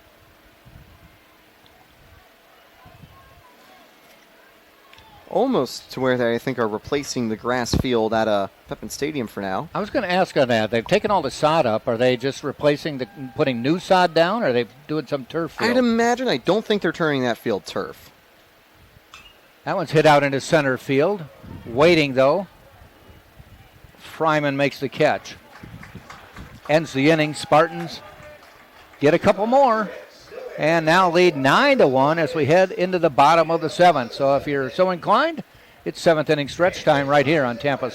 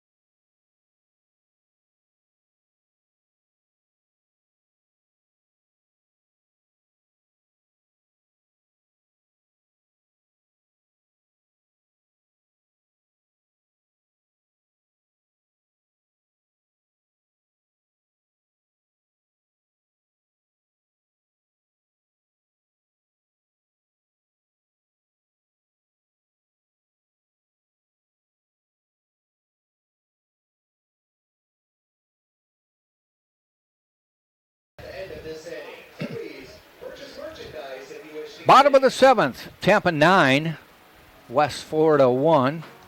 Tampa trying to make this just a 2-game weekend series. First win 2 in this regional, best of 3.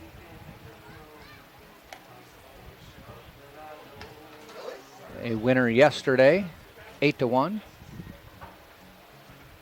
Gonzalez just been lights out, just as well, just like C.J. Williams was yesterday. Yeah, Williams, just a demon here in the postseason. He did give up a run in the bottom of the 6th, but Tampa, We'll forgive him. They got his back. They gave 2 extra in the top of the 7th, so now he actually has an 8-run lead. So Jaden Fryman will lead off the inning. Gonzalez starts him out low outside, ball 1. Gonzalez now on 81 pitches in the day. He's had 57 strikes alongside it. He's locating the zone well. Just came off of his longest inning where he had 20 pitches to 12 strikes. Ball 2.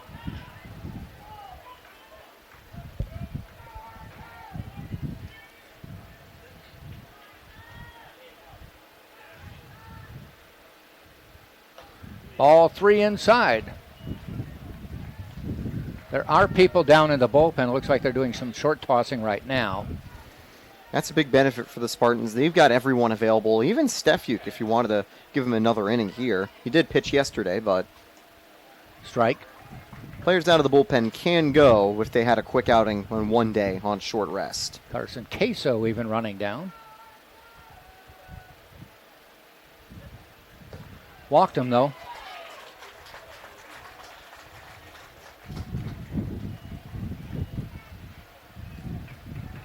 First walk of the day given up by Gonzalez.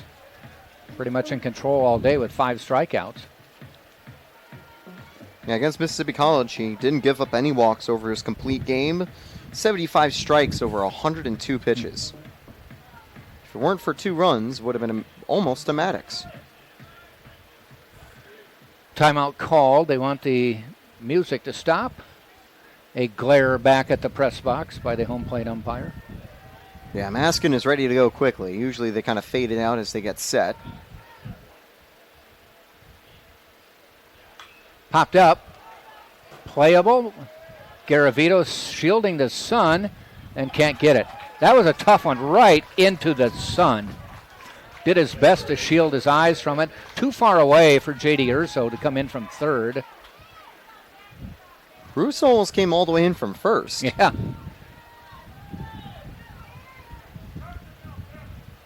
But right up into the midday sky.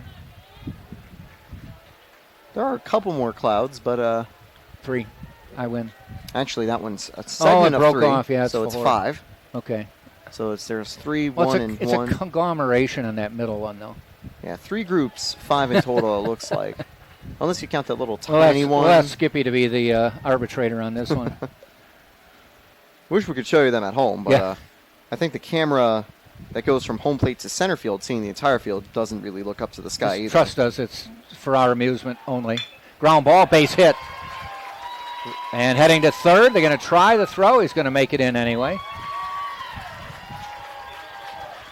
So Fryman goes first to third. And Maskin with the base hit.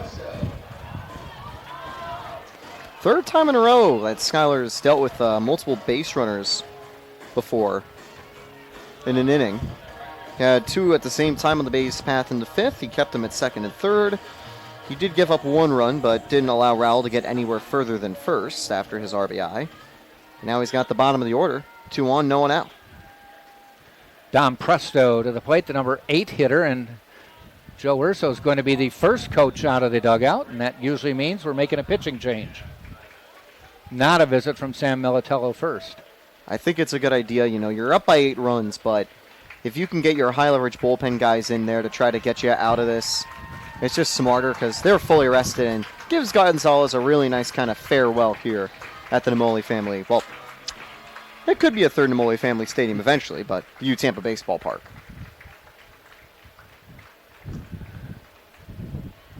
A long discussion going. He hasn't made the call to the bullpen yet, though. Assuming he will now, he did make the move. And Skylar Gonzalez really pitching well today. Just not able to get anyone out here in the bottom of the 7th.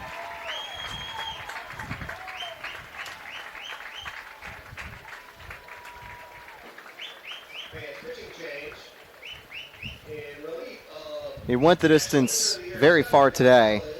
I imagine even if there is a Game 3 that he'd get the day off. So this, I believe, is his final time on the mound here at the University of Tampa at home. Yes. If Tampa makes it to carry, he's definitely getting a game or two. So the Spartans make the pitching change. And it will be Jacob Fletcher. Jacob Fletcher, number 30, comes in with a 2.66 ERA.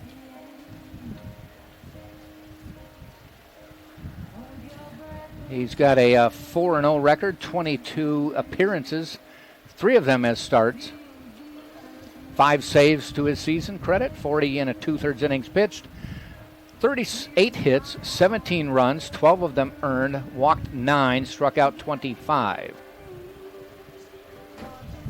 And he will get his warm-ups in. He will inherit a couple base runners.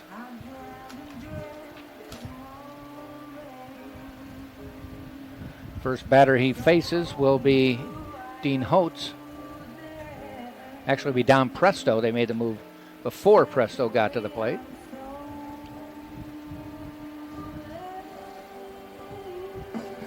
He will inherit Fryman at third and Maskin at first. A 9-1 ball game here in the 7th. Fletcher played in that pivotal Game 7 of regional play last weekend. He went a few innings, but at the very end of his start, I think ran out of gas a little bit. Choctaw got a few runs past him. But he has been reliable for the Spartans this season. He's been one of the team leaders in saves, and he specializes in multi-inning stints. And I imagine he'd get the 7th and potentially 8th here. Yes. Maybe a save if he goes through the 9th, because 3 innings on the mound equals a save, and he's entered after Gonzalez goes 6.0 with 7 hits, 1 currently earned, 1 walk, and 5 Ks. Warm-up pitches are done. Presto walks to the plate.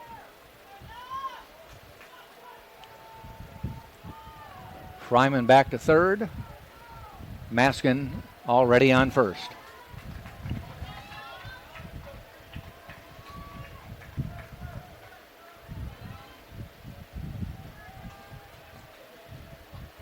And Fletcher's first pitch. Ground ball, gets through for a base hit. That'll bring a run in.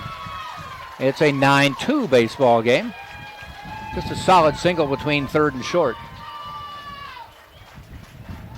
That was a potential double play ball, just split the defense. We'll bring the number 9 hitter. It's a pinch hitter, actually, so Holtz will be pinch hit for number 21 coming to the plate. And they've got Zach Stokes now in the game. Stokes is from Naperville, Illinois, a Chicago suburb. For the season, Stokes hitting 205, 372 on base percentage. I think they're going to try to bank on him, maybe trying to work a walk, because as a non-qualified batter, he's had 20 of them this season. That's pretty impressive when you're not getting enough appearances to be part of that top core of players of, hey, these are the guys that play a lot. He gets a bunt down, fouls it off, so they're looking to just move runners up. That did not look like he was bunting for a hit. Now you got the top of the order due up for West Florida. You know you've got a long way to go. We saw Tampa surpass an 8-1 deficit with some late offense. They know that they're not probably going to take the lead this inning, but they'd like to make the 8th and 9th a little easier. Getting 1 or 2 here could do just that. Already 1 across. Does Stokes try to bunt again? The pitch, yes. This one he gets down right in front of Fletcher, throws him out. Runners move to second and third, 1 down. So Stokes with the sacrifice accomplishes what he was sent up to do. And to the top of the order now, Urias back to the plate. I think if you're West Florida, you definitely like Urias here a lot. He's already had 2 hits today. He's been your red-hot freshman throughout the season, and you now give him a really good chance to score runs, also with no double play threat, realistically.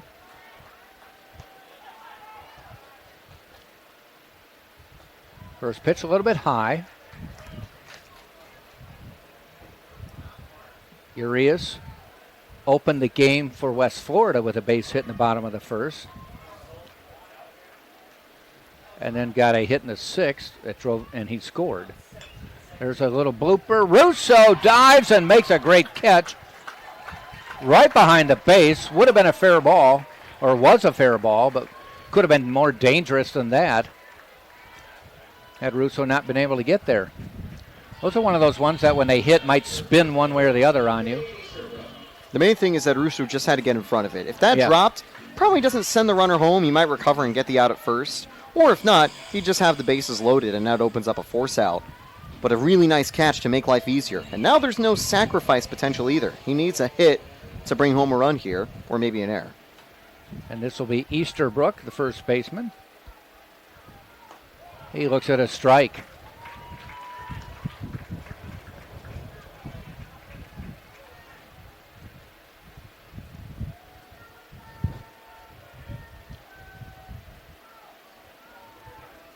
Oh, 1 pitch with 2 outs now. Runners at second and third.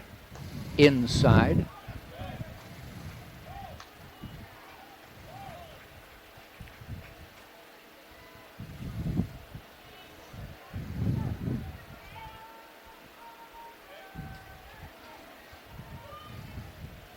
Gets the look, and now the pitch. Fouled off. One thing I like about what Fletcher's done since he's come in, we've seen a lot of relievers over the postseason and actually during the regular season. When they come in tough situations, they need a little time to find the strike zone. And he's just been throwing strikes immediately.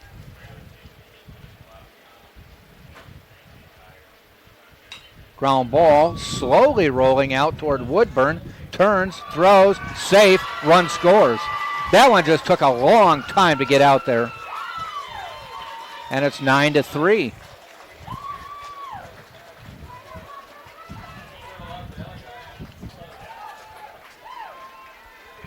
And that was close, but, good play by Woodburn.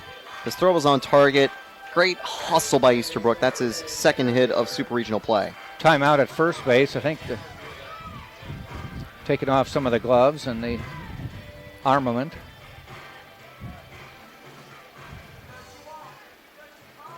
So, runners back on the corners. Still 2 out.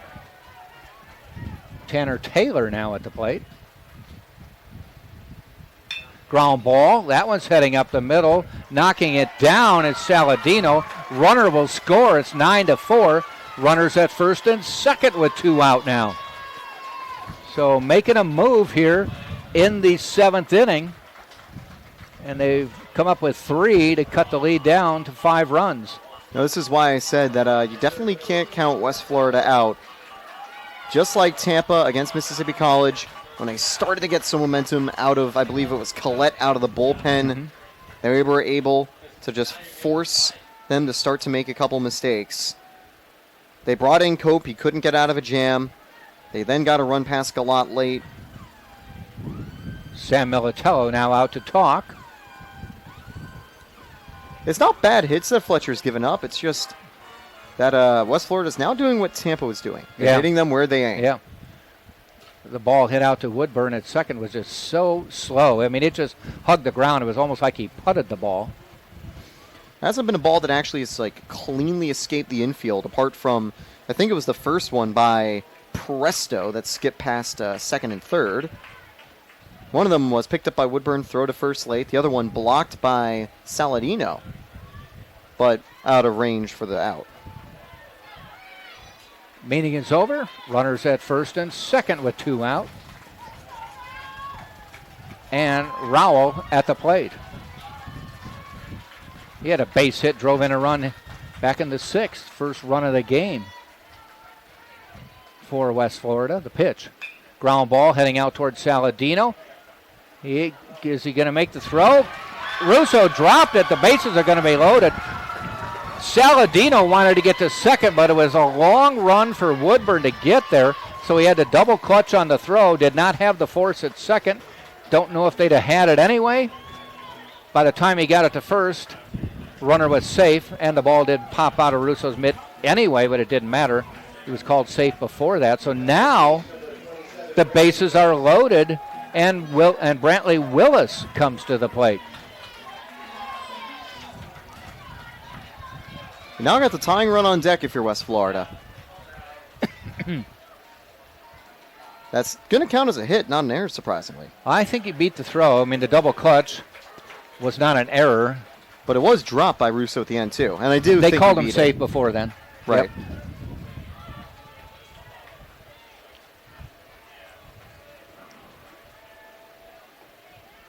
The pitch to Willis with the bases full. Fouled back. 1-1.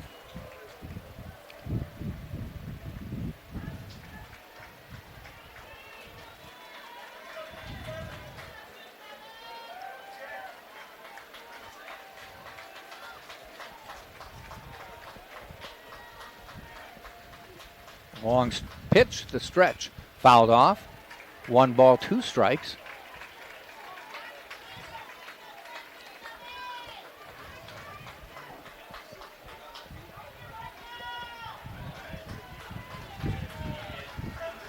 So 1 in the 6th, now 3 in the 7th, and West Florida has cut this to 9-4.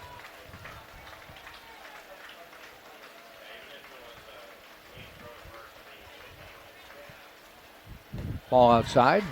West Florida trying to take a page out of the Spartans' last weekend playbook. The old Yogi Berra, it's never over till it's over. Well, they've already... It was the 8th inning where Tampa chained 4 runs together with the 9th. But they've done so with 3 here in the 7th. Fouled off.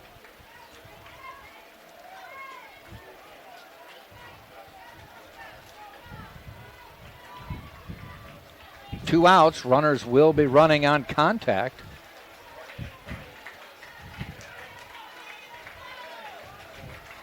Two, 2 out. Bases full.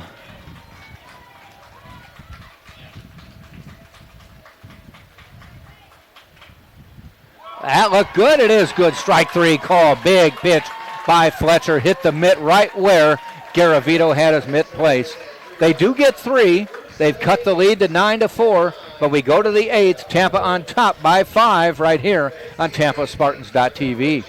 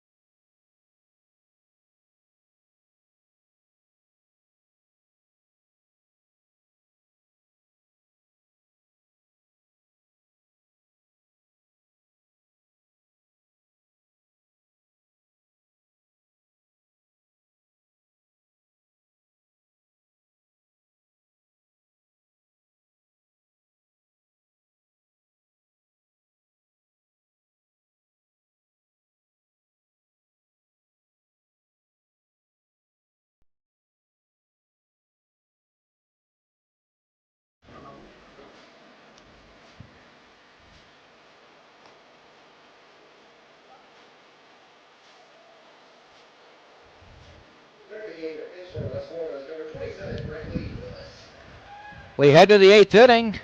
Tampa will start the 8th as they are the visiting team. Braden Woodburn to the plate, Villegas, and then Russo. Woodburn got hit on the wrist his last at bat. No, it was not his last at bat, so has not shown any ill effects of that. West Florida make a pitching change, and they're going to bring their DH onto the mound. Brantley Willis, who's been a two-way player for West Florida this season, gets a chance here. 3.44 ERA, 16 games out of the pen. So he's been pretty versatile for this squad this year.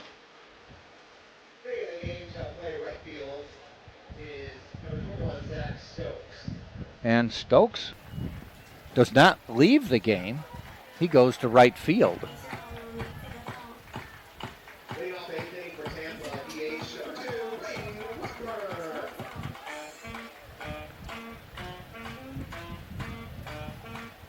So this is a switch you don't see that often where the pitcher goes in the field and the field comes to pitch. So nobody departs the game. Yeah, Willis was the DH for that reason, because you can stay in the game after pitching as a DH. Basically the Ohtani rule, but usually in reverse. Usually it would be Ohtani starting and then staying in the lineup. I'm pretty sure they did that in the World Baseball Classic as well, when Ohtani closed out against the United States in the final. He went from the DH to the closer to finish the game. And that was where he had that full count strikeout against Mike Trout.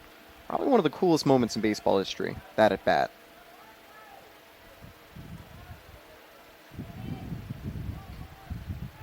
One count. Woodburn waits. Here's the pitch. Fouls it off.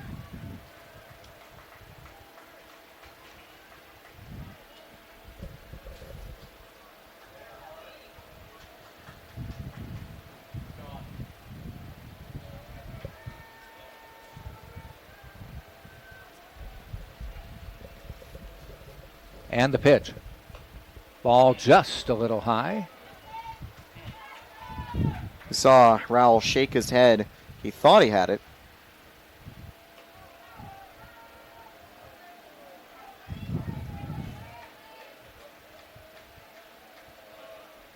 Two on the way.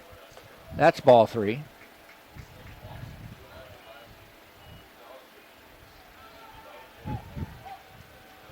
So full count to Braden Woodburn.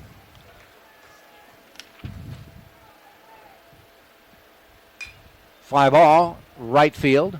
Almost standing right in place is Stokes, and he shows he can play the field, makes the catch. I don't think they would have made the change if Stokes wasn't good enough defensively. Right. He's probably like a lot of players who are like, thank you for hitting it high in the air, not a line drive right at me, where I am not ready to make a play yet. Yeah, definitely happy that he could just watch that one fall and pick it up.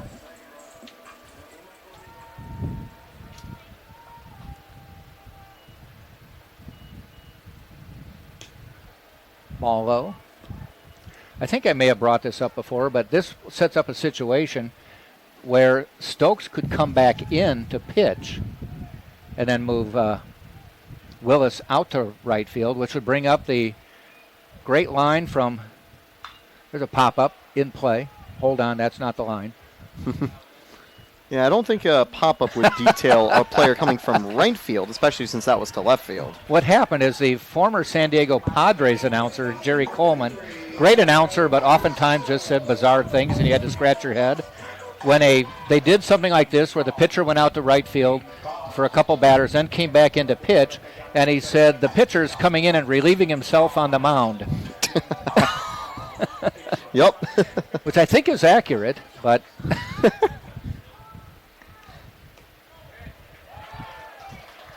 Russo gets a called strike. That's where the pitchers have the same last name. You make that happen, where the same guy comes in to relieve the same guy. Mm-hmm. For instance, if we had Jacob Gonzalez instead of Jacob Fletcher, it'd be Gonzalez relieving Gonzalez.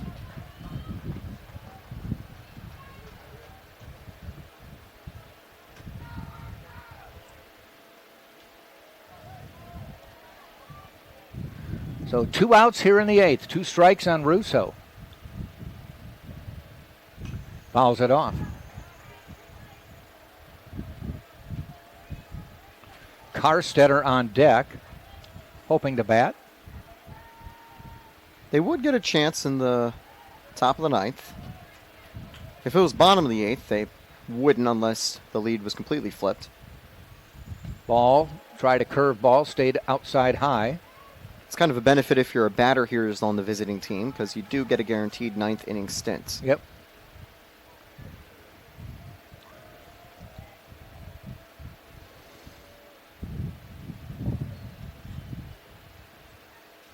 Pitch to Russo. Went after that one, swing and a miss, drop third strike, tossed down to first. We'll head to the bottom of the 8th. Spartans do not score, and it'll be Fryman, Maskin, Presto. 6, 7, and 8 when West Florida comes to bat in the bottom of the 8th. 9-4, Tampa on top on TampaSpartans.tv.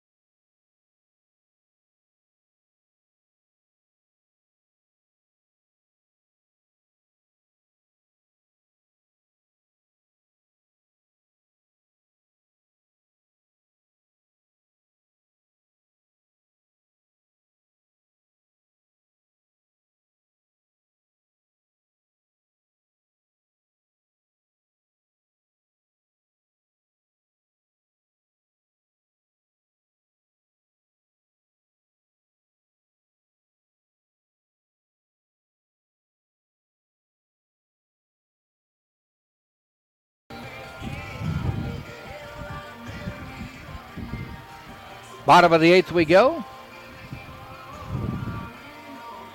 Spartans with 13 hits on the day. West Florida now with 11. Jaden Fryman will come to the plate. Last 2 at-bats, he's gotten on base. Got a base hit in the 5th. Walked and scored last inning.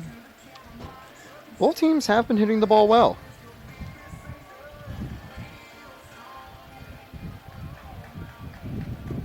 Fletcher stays on the mound for Tampa. By the way, update from the Atlantic Super Regional. East Stroudsburg has defeated Seton Hill 4-1. They now lead the series 1-0.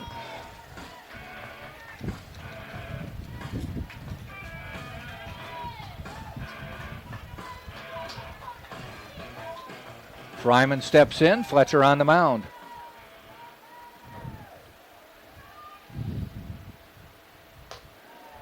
Taylor, as you mentioned, we were wondering if Fletcher would come back out. They didn't hit him hard. I mean, a couple were just got to the right spot or were just slow enough that they couldn't make a play. It was all bloops, singles, and grounders, and he actually pounded the zone a lot, too. 18 pitches, 13 of them strikes. I think it's that reason that he's brought back out here, because I think Urso knows that if they're going to keep kind of rolling the dice on those ground balls, that trio they've got on the left side of the infield, and even Russo, can pick up the slack and pick up those balls defensively. If he was getting hit hard, that's where it's like, okay, let's bring in Alfonso or someone else. But yep, slow it down a little. There's a pop-up foul. He definitely trusts that Fletcher can make his way out of this spot. And actually, as we continue, do have an answer from the Div 2 Baseball Twitter account. As a team, we've got 3 team cycles this season. Okay. It's happened 3 times. It happened against April 1st, on April 1st against Valdosta State, May 3rd against Barry, Game 2, and back against Mississippi College last week. That one is hit high in the air. Urso backs out at third base, makes the catch, 1 down. Does that mean they were listening to us and got back to us? They were. I mean, nice. They're watching all the games. Yeah. I also know that after the game, they've got the on Twitter, the Spaces feature, I believe. They go in and they recap all the action. I think once the games end today, sometime tonight, they'll do the same thing again. I know one outlet tweeted the J.D. Urso winning hit last weekend.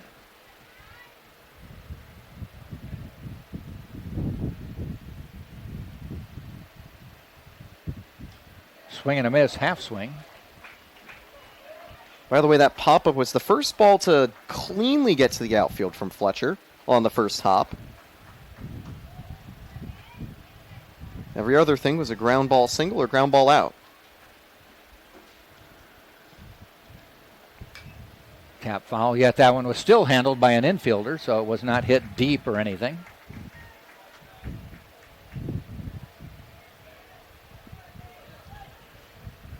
Maskin. Go ahead. That was scored by our scorekeepers as a ground out to third, unassisted.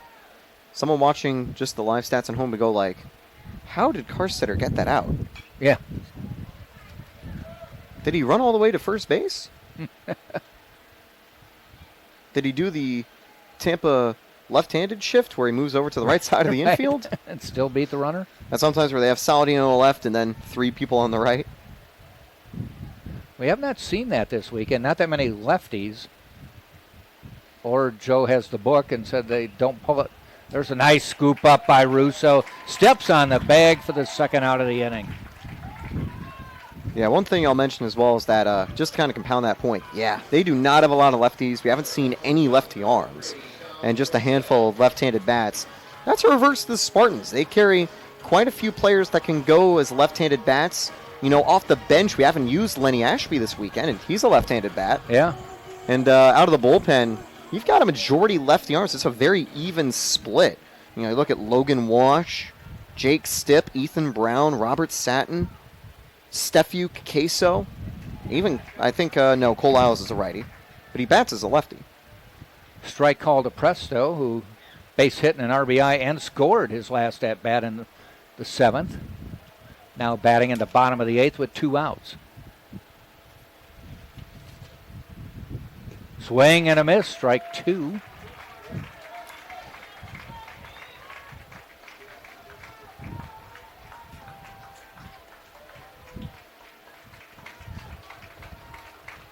Spartan fans applauding as they're down to 2 strikes with 2 outs. Nobody on here in the 8th. The pitch from Fletcher outside.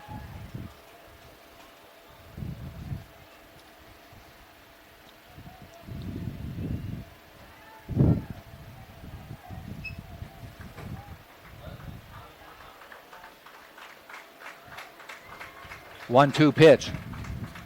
Swing and a miss will head to the 9th. Strikeout by Jacob Fletcher. And we are 1 inning away from finishing this one. Tampa leading 9-4 right here on TampaSpartans.tv.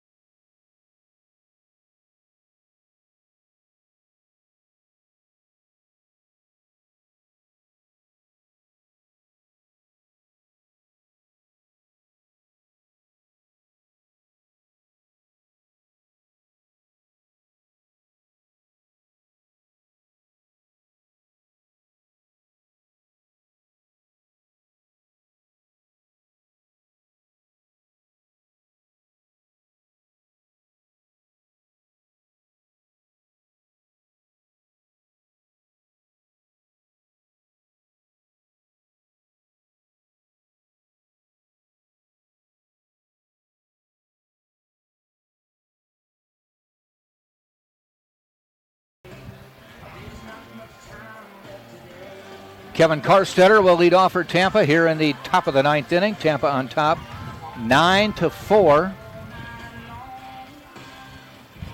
Jumped out with 2 in the first, 3 in the second, 2 in the third, so they had a 7-0 lead before West Florida put up a run in the 6th. Spartans then put up 2 more in the top of the 7th to make it 9-1, and then a 3-run bottom of the 7th, and that's where we stand, 9-4. Karstetter, this will be his first, let me get this right, 5th plate appearance of the day. Got a hit by pitch, a double, and scored. A base hit, struck out his last at-bat. And he looks at a strike on the first pitch. Yeah, Willis continuing on the mound. He has had a good season out of the pen, a good season at the plate. And he's looking for one more clean inning to take us to Last Chance Saloon. Ball low. Normally the bottom of the order is a bit of a reprieve for opposing pitchers, but you've got Karstetter, Garavito, and King due up, and that's a scary trio.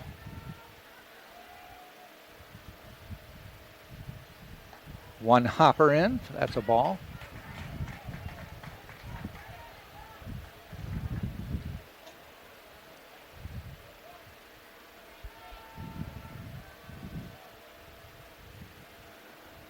Willis pitches.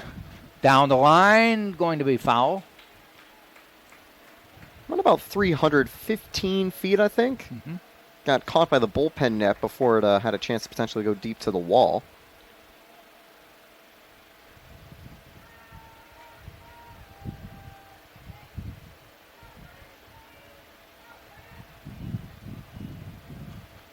Willis fires. Call, strike, 3. Karstetter didn't like it. Accepts his fate and walks back, though. Yeah, you can't fight City Hall. That'll bring Santiago Garavito to the plate.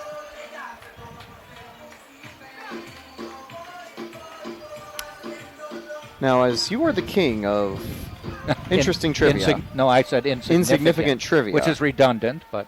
Have you ever heard another manager use the phrase, you can't fight City Hall? Or another broadcaster? None that I know of. All right, then. You're unique to that. So that is a unique Bruce Wozniak, a Wozniak invention, if you will. He probably heard it from somewhere else.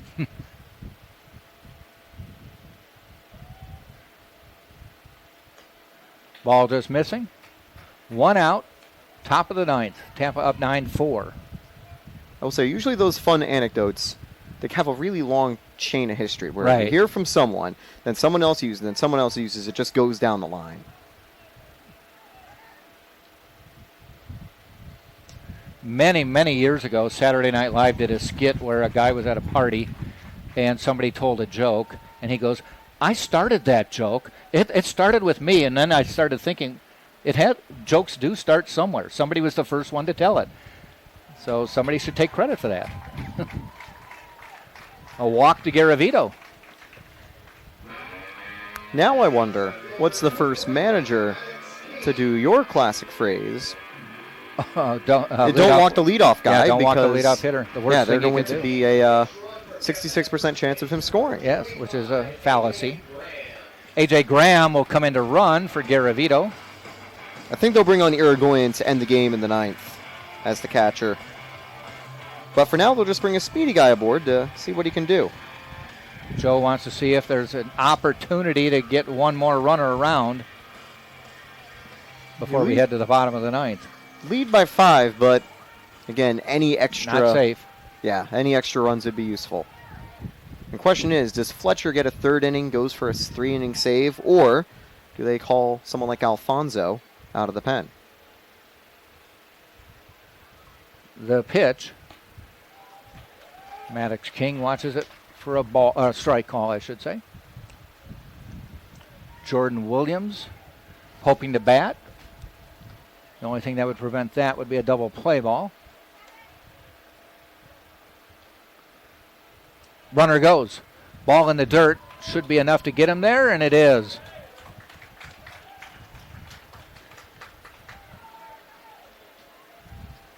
Nice steal by A.J. Graham. That's why he came in as a pinch runner. Came in as a pinch runner in the 9-8 game last Sunday and scored.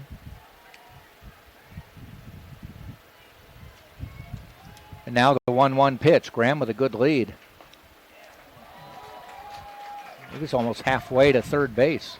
He stole third, actually, in that game against Mississippi College. He now has 4 stolen bases, all of them successful in the season.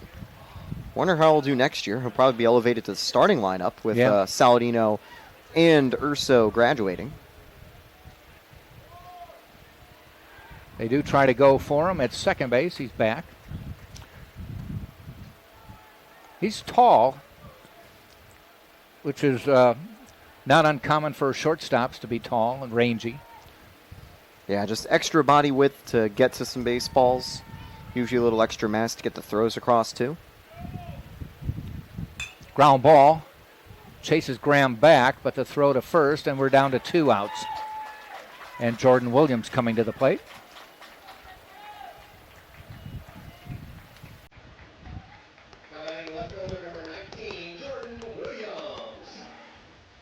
In the end of third inning, Central Oklahoma leading Tampa in softball 2-0. Top fourth now. Yeah, that's part of the national championships. They do a video review there, I believe. And there were a couple plays Tampa couldn't convert with the video review for. Jordan Williams now at the plate. Graham dancing off second. First pitch is a strike. He already did force a throw from Willis back to second. Definitely want to kind of stay in the back of the pitcher's head there. You kind of want to get into his psyche a little bit. Make him a little bit worried about you.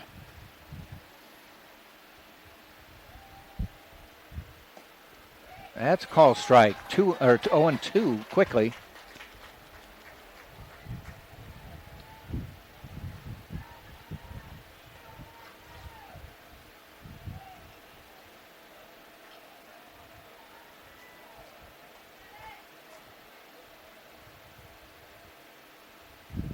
Swing and a miss. We'll go to the bottom of the ninth. Spartans will be holding on to a 9-4 lead. I'm just taking a glance over to the dugout to see who might be coming out to pitch. Nobody yet. No, I think it is Fletcher. Fletcher coming out for the ninth. We'll be right back. This is TampaSpartans.tv.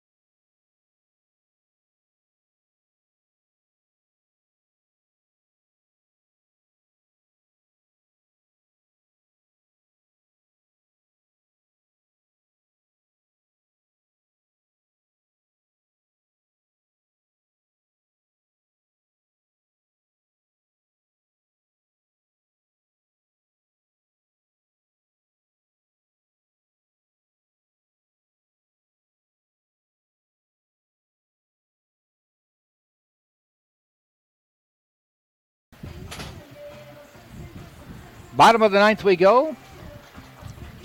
Fletcher still on the mound for the Spartans. Joander Irigoyen coming in to catch after Garavito was taken out for a pinch runner in the top of the ninth.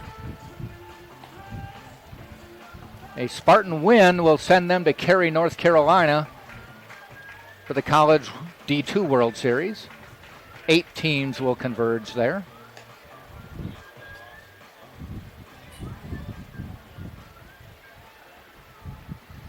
Yeah, the World Series features 2 sides of the bracket, basically 2 regional plays. Okay.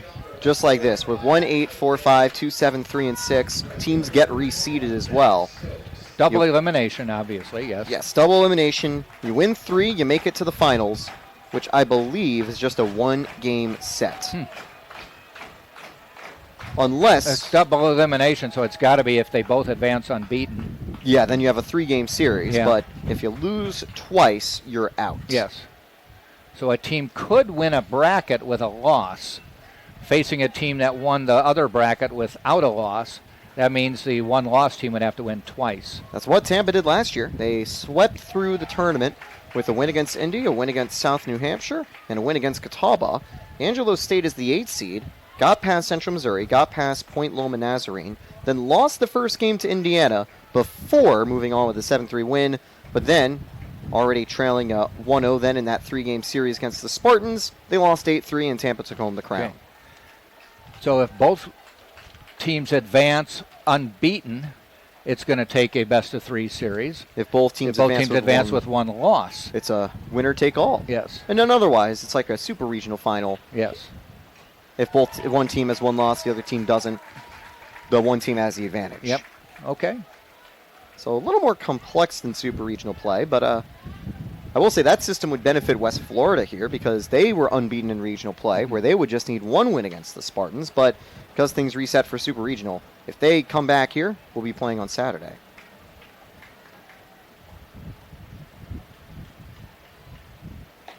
Swing and a miss, 1 down, 2 to go here in the ninth. And the tournament starts Thursday, am I correct? I believe so. Pretty sure you get a couple games per day on that field, so it would either be that or the next day. May 30th to June 7th. That's the dates listed, so it would be next Friday. Friday. Starts on the Friday. Pinch hitter coming in for West Florida, number 4. Yeah, they're bringing up Parker Tubb off the bench. 1 out, bottom of the ninth. Tampa on top, 9-4. 2 more outs. They move on to Cary, North Carolina. Tubbs hitting .231 this season.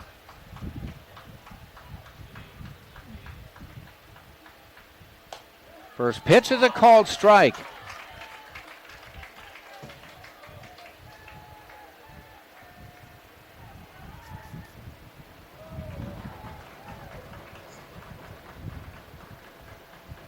The pitch popped up in play. Russo, first base, drifts into foul territory. 2 down. 1 to go. And the Spartans will have their 49th win of the year. Skylar Gonzalez looking to go 10-3 or 10-1 on the year. This also would be a save for Fletcher.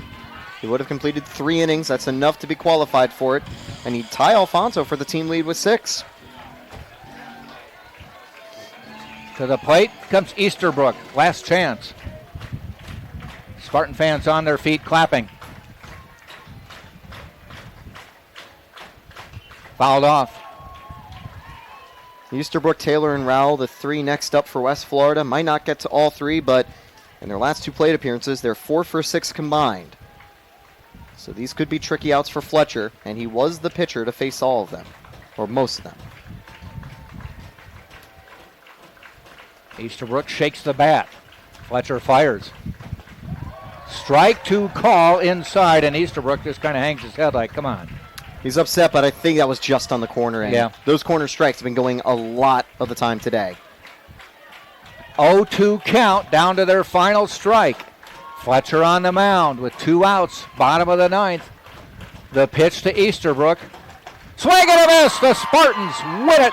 9-4 is the final, and they punch their ticket to carry North Carolina. They're mobbing Fletcher on the field. They've tackled Fletcher on the field. And a sea of red jerseys and red pants right on the pitcher's mound.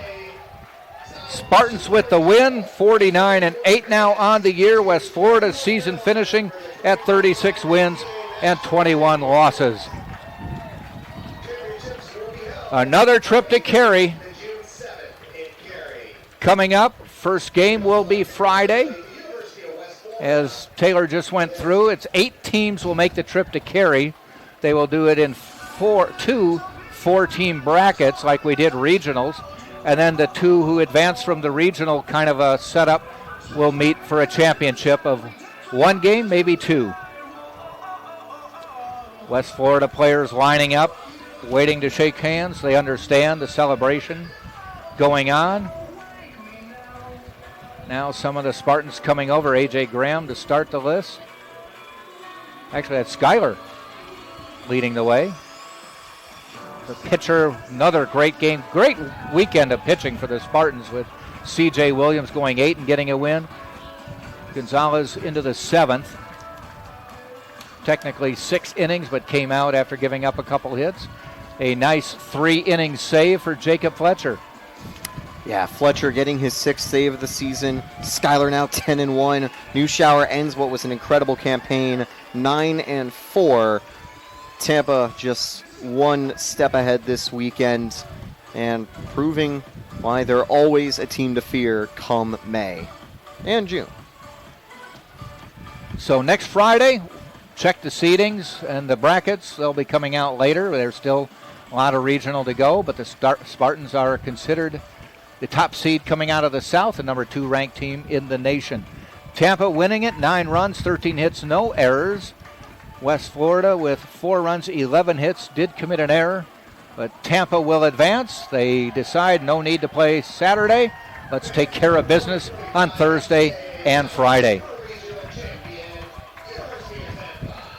So punching their ticket once again. Representative from the NCAA talking to Joe Urso on the third base line, bringing the bracket out to show them. Teams always like to move their team up on the bracket sheet. Actually, that's just the Is that just a ticket punched the ticket punch? Okay. It is a big physical ticket to symbolize that they've made it to the next round. And there they are, shaking it aloft. Ticket punched. A familiar sight for Tampa baseball faithful to see the team getting ready for another trip north. Might be a little cooler up there too. Probably will be. I mean, that definitely will be liked. It's tough to play in the feels like 100-degree heat, but obviously it's the fires of a national championship competition that'll be engulfing Cary come this time next week. Team photo with the ticket punched. Number of photographers trying to jockey for position. And now they're cheering the team on. So if you're heading to Cary, North Carolina, you can drive, fly, just get there if you can. This is our last broadcast for University of Tampa baseball for the season. Actually, this will be the final broadcast for any spring sport on campus this season. Yeah, everyone else is going to be finishing their season elsewhere. For Tampa, it's playing in the same situation, a double elimination bracket out in Chattanooga. For men's lacrosse, they're out at Gillette Stadium for the men's lacrosse national championship. And women's lacrosse is, I believe, in Virginia for potentially 2 games to win the national crown for themselves. So we turn the broadcast over to the NCAA. Hopefully they can do as good as us. I and hope hopefully so. They've got some fun anecdotes of their own. All right, that wraps up our season. Skippy's running the board for us, does a great job as always. For Taylor Stolworthy, thanks for joining us all season long, and cheer the Spartans on as they head to Cary, North Carolina. This is Jack Ike saying thanks for joining us. You've been watching on TampaSpartans.tv. Before we do leave, I do want to give them some good news. Tampa's just tied it up at the national championships in softball. They just scored a 2-run hit. Can't tell who was at the plate. It was Kate DeSimone delivering right there. Maybe they heard that Tampa baseball won, and that gave them a little extra fire themselves. Flip on over to that side and watch the end of that game. Again, thanks for joining us. For Taylor Stolworthy, this is Jack Ike saying thanks for joining us all year. You've been watching on TampaSpartans.tv.